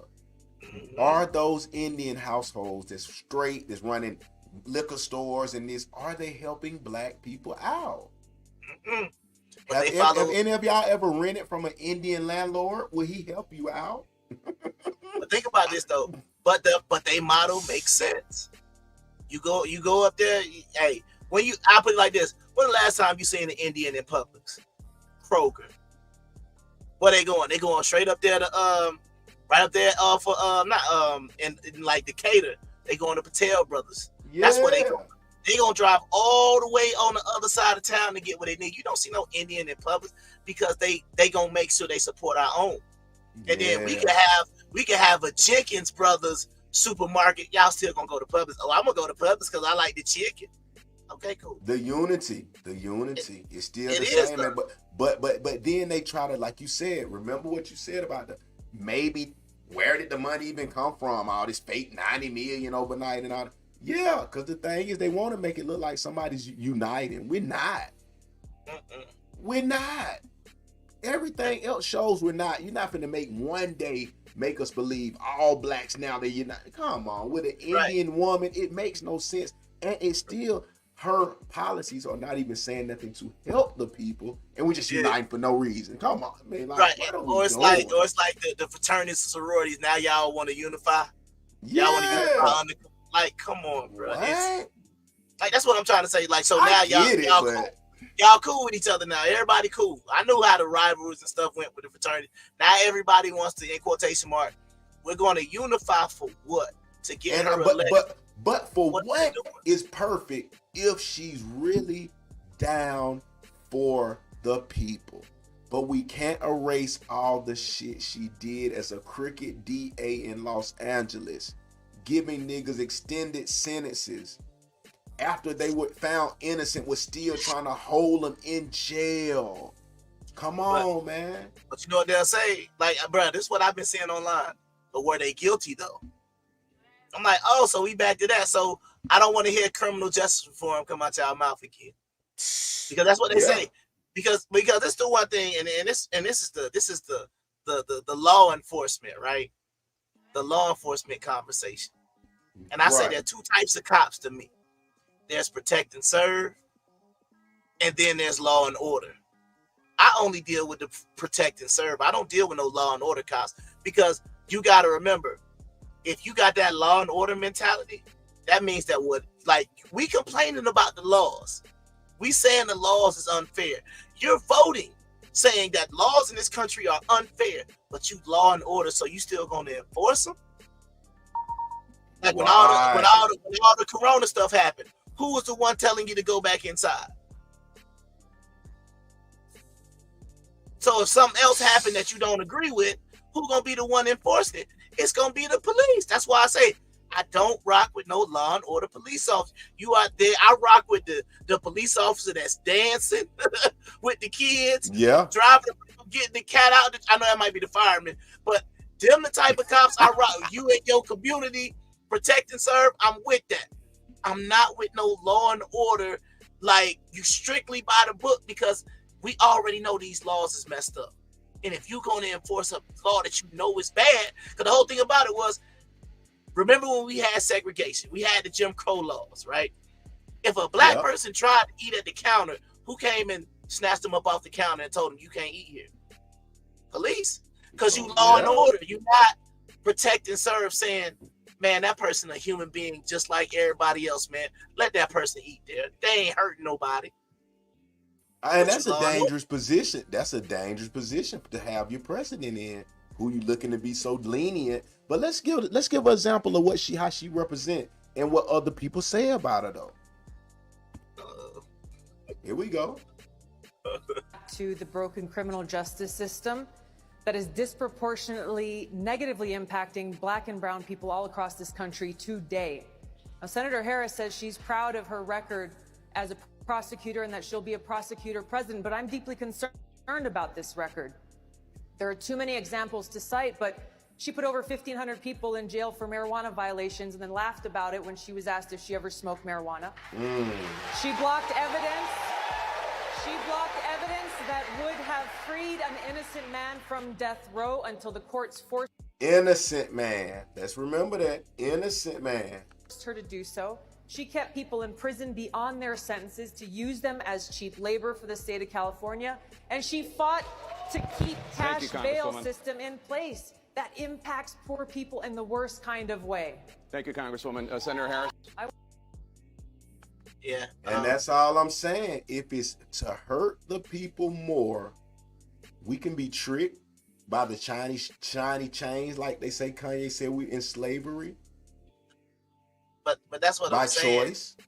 right? But that's what I be saying, man. When I look at the record, right? Because a lot of people had a problem with Joe Biden's with the 94 crime bill. Right. Still voted for him. And then when he got in office, you thought it's like this is what I hear, and this is just me being around different sects of people, right? You're more concerned about the Supreme Court, right? The Supreme Court that people say the conservative leaning, or with all Trump's appointments, you're more concerned about the Supreme Court or what they could potentially do for the future. Right. But when you go back and you think about it, it's like, wait a minute. But that 94 crime bill, that's in the past. Don't bring up old stuff. So a lot of times I'm just like, bro, it's really, like I say, it's that mental trickery that you'll say, oh, well, you can't explain why they put crack and made crack possession higher than cocaine. You couldn't say, oh, you don't think that's going to affect black people more? But it's a situation where, once again, it is that political mental trickery that people will go through, whether you're a conservative, Republican, liberal. You're always going to trick yourself to believe that this candidate is going to do something spectacular for you. And then they get there. Because before Trump ran, what was Trump talking about? These guys have been in office for 50 years. When I'm president, he said he was going to do the term limits. He got in office 4 years, never brought it up again. Yeah. It's no hope. Joe Biden said, you don't vote for me, you ain't black. Then he got in office. Any black policy, anybody, but people will start to finesse what they saw. They will start to finesse the last 4 years. Hey, we ran out of chicken. Hey, it just happens. Don't worry about it. Hey, you're paying $25 more for groceries. Hey, I'm willing to pay more for groceries not to have Trump as president, so you don't care about the economy. Oh, You will figure it out. And trust me, watch what happens. And I'm going to go ahead and you can clip this up, and I guarantee you I'm going to be right. Don't matter who wins the presidency. If Trump wins, you are going to see black people online have a fit. Like, oh my God, slavery is going back. Let me see what country I can move to. Let's go back to Africa. Let's do this. If Kamala Harris wins, you're going to see, civil war on the way. Y'all didn't learn your lesson with Joe Biden. She's going to make us look weak. We're going to get taken over by... Either way, that's all you're going to be able to see. And if you already see, it's the one thing people don't understand about Trump. And it's the one thing that I will say, and I don't really care what nobody thinks. I'm going to give you one reason why I like Trump. You can tell you why I like Trump? Because he make you care and he make you pay attention. So all them laws and stuff that, like, you can't name no laws. Man, Trump tried to pass, like, that's how you got to think about it, bro. They found that phone call with Trump when he was talking to the same Ukrainian president who Joe Biden giving all the bread to, right? Yeah. He was listening to Trump on the phone call and said, hey, Trump said, and they tried to impeach him for it, right? So that means people was paying attention to his every word, everything he was doing, so he couldn't slide nothing through. Right. But with Joe Biden, man, we were just like, shoot, Trump ain't in office, man. Bruh could have, like you said, bruh could have passed that slavery bill. Yeah. You wouldn't have known until you showed up at work and you like, I ain't getting no paycheck. Oh yeah, Joe Biden and they just passed the slavery bill because y'all was so mad at Trump. Yeah, they passed that slavery bill last night, so yeah, y'all don't get no paycheck. Kamala just passed the slavery bill. You didn't even know that, y'all. You know what I'm saying? But that's what I'm saying. It's gonna be that tricky. So watch what I tell you. Regardless of which side wins, other side is gonna mentally trick themselves. Like you have $100,000 in the bank account. Yeah. That $100,000 is gonna be like, oh my God, I'm broke now. If the person you won didn't win, versus if they win, oh, hey, boy, we balling. I got $100,000 in the bank account. Exactly. So this is a bad scenario, and man, like I said, I just like the parts we got into about really the people. If it's the only thing that's missing out of the world right now is some change for black people, man. Even the brown, we can add the brown. We need a change for the minority in general. And I'm saying, like we said, if we pulling up 90 million and all of that in one day, we need to be putting that into a new schooling system. Or are we trapped in this world of the elites, as they say? This is what I'm saying. Are the Jewish or whatever running everything where no blacks can even get a bank? It's starting to look like it. Is the NBA, NFL, MLB contracts so scripted or so against the game of the world that tells you can't help out blacks? You can't build a school. Why is all the millionaires not making anything for black people? Free housing, 1-bedroom apartments. If it's only 10 million, it's over 500 millionaires in the NBA. NFL, that's another 5. MLB, that's another 10. Like, what is the problem why we're not doing these things? Yeah, but this is the point though, right? This is what we keep finding ourselves, and it's like nobody is doing anything different to change it. Regardless of what, like right now, let's look at the perception. We're gonna do the worst perception from both sides. The worst perception of Trump is racist, felon, scammer, cheating on his wife, sleep with porn stars, don't respect women, and grab on the pussy. Yeah, all of that stuff, right? Okay, yeah. Landslide Republican candidate. Okay. On the other side, you got somebody. If Tulsi Gabbard was accurate in her depiction, she talked about locking up 15,000 people for marijuana, right? She talked about her record as a prosecutor, which she say she stand by, right? They called her cop Mala, right? That's what they call her. They say, I know the other people, the wild stuff. They talk about her record and how she slept with different congressmen and different mayors, all the stuff. They say she, in quotation marks, slept her way to the top.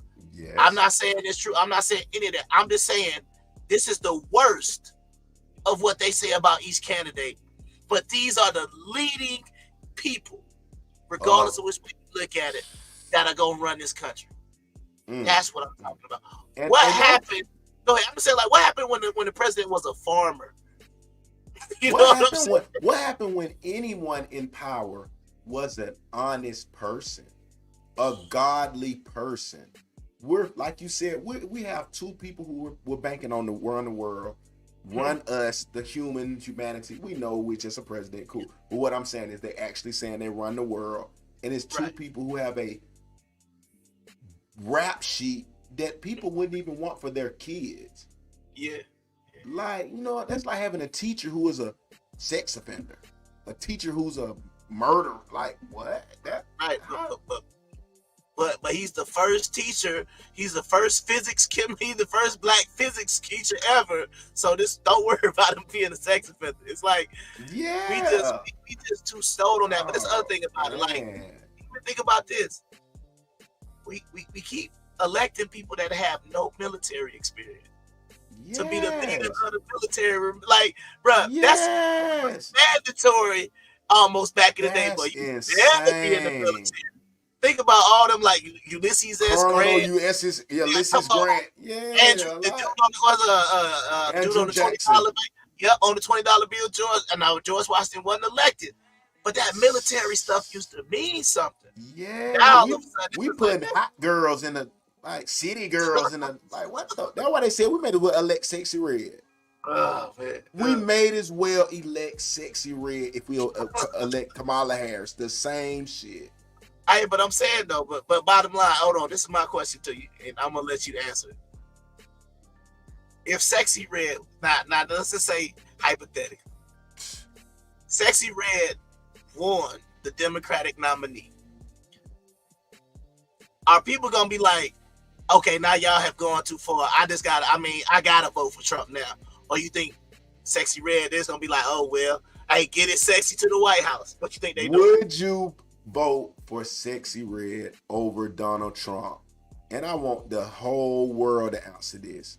I want all the grandmamas, the aunties, the baby mamas, for sure, to answer. Would you vote for Sexy Red over Donald Trump? Well, I give you a better one. That is better. Right. That's one scenario, right? Here's another scenario.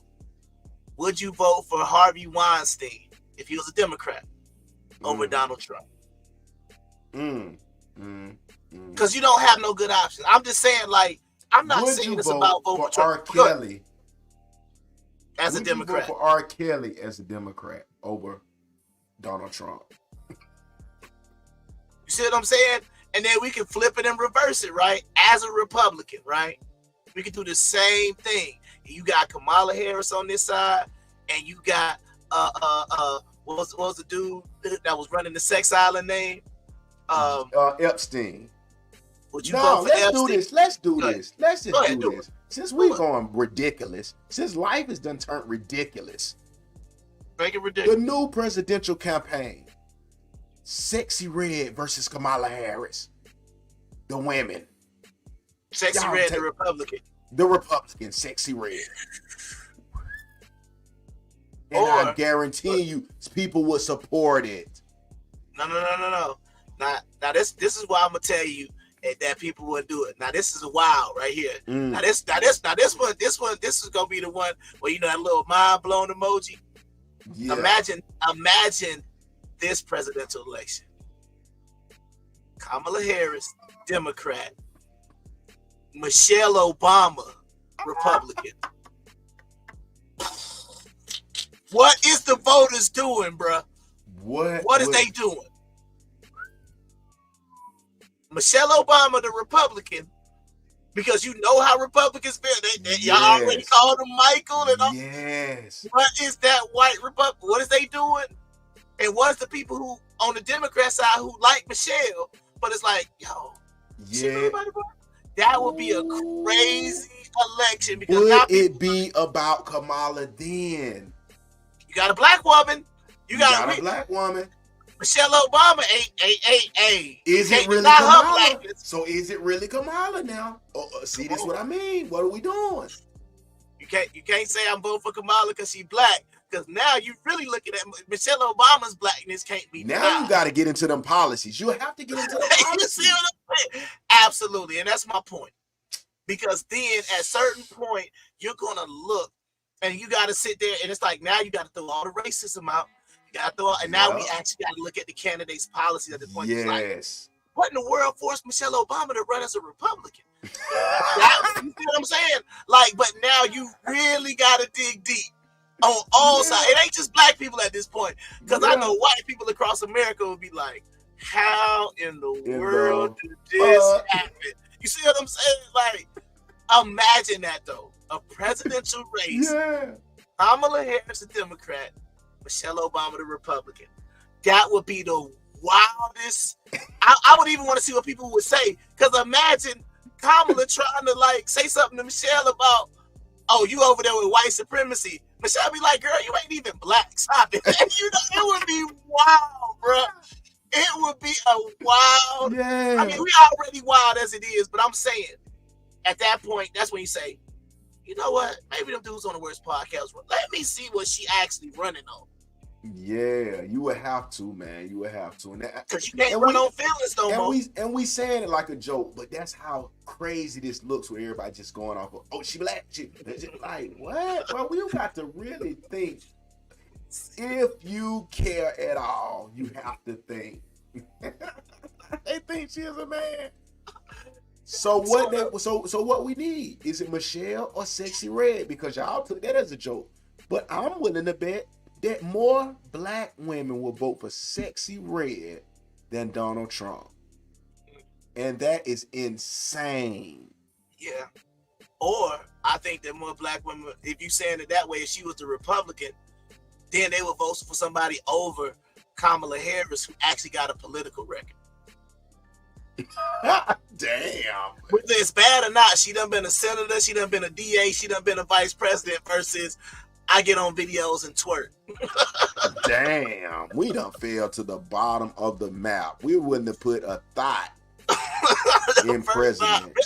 First thought president. That's what Google gonna say. First thought president. This is unmarried too. First bachelorette thought president. Oh man, first single mother president. Like, right, there's so many different categories she could fit. But all I'm saying is, I don't think it's no saving society. It's like gonna have to be another flood. It's going into the perils, the pits of hell. It's just going, it's just leaning over, like it's pouring over it, and it's going nowhere. Sex is nothing to kids no more, to adults, to anyone. They're doing it like it's fun, and we're getting trains ran at 10 and 20. Like it's, oh man, it's getting dangerous. And they're recording, and they like, oh man, this is. But that's what I'm saying. I just feel like when it comes to politics, man, it's about that feel-good moment. You know what I mean? And what happens if the person that you like or the person that you think you like is on the opposite side? So now you don't have that feel-good story no more. You understand what I'm saying? You gotta, like, that's what I said. We could have had an opportunity where it was a black Republican.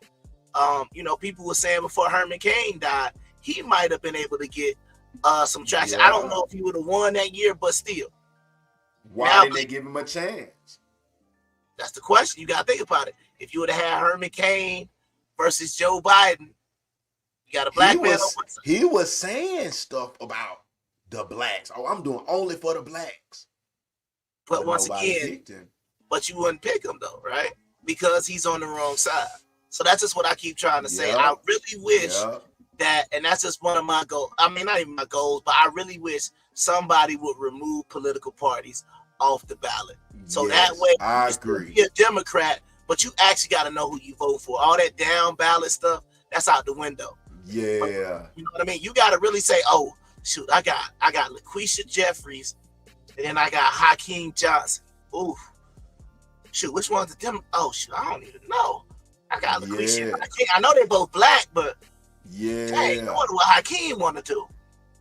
Because neither side is making a great benefit. I mean, like they say to me, Republican is more business orientated, which most people aren't business orientated. They're just going to work. So you don't care. You just want to go with the one that looks cool for blacks and they're lying. I mean, you know what I'm saying? Like, but I remember we had that black lady running in Georgia that was a pro reparations candidate for the Democrats. And she ain't getting no, I want to say her name was Sonia Johnson.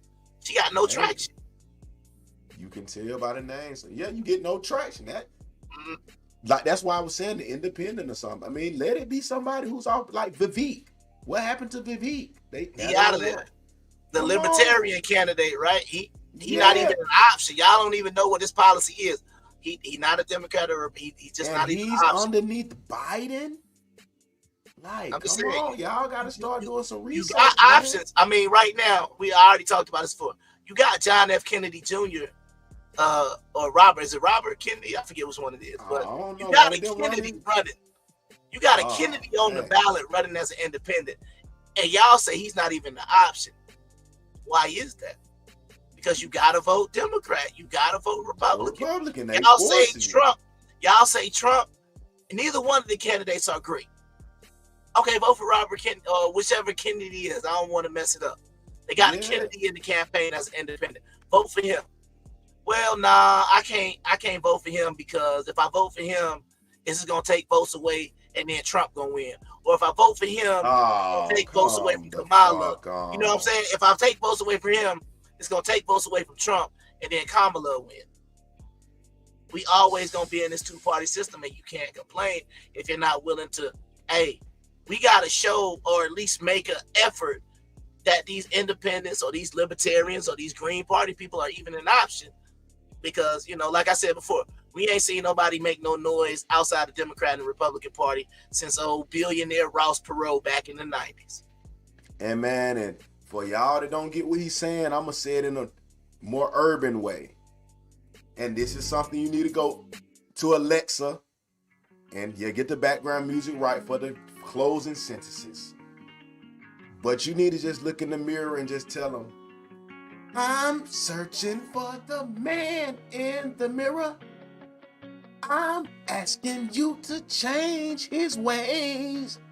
You got to change them ways, my boy. The greatest man alive, Thriller. He told you, you got to change your ways. The same way ain't working. You got to change it. Look at the man in the mirror. That's where it starts. Nobody else can say it.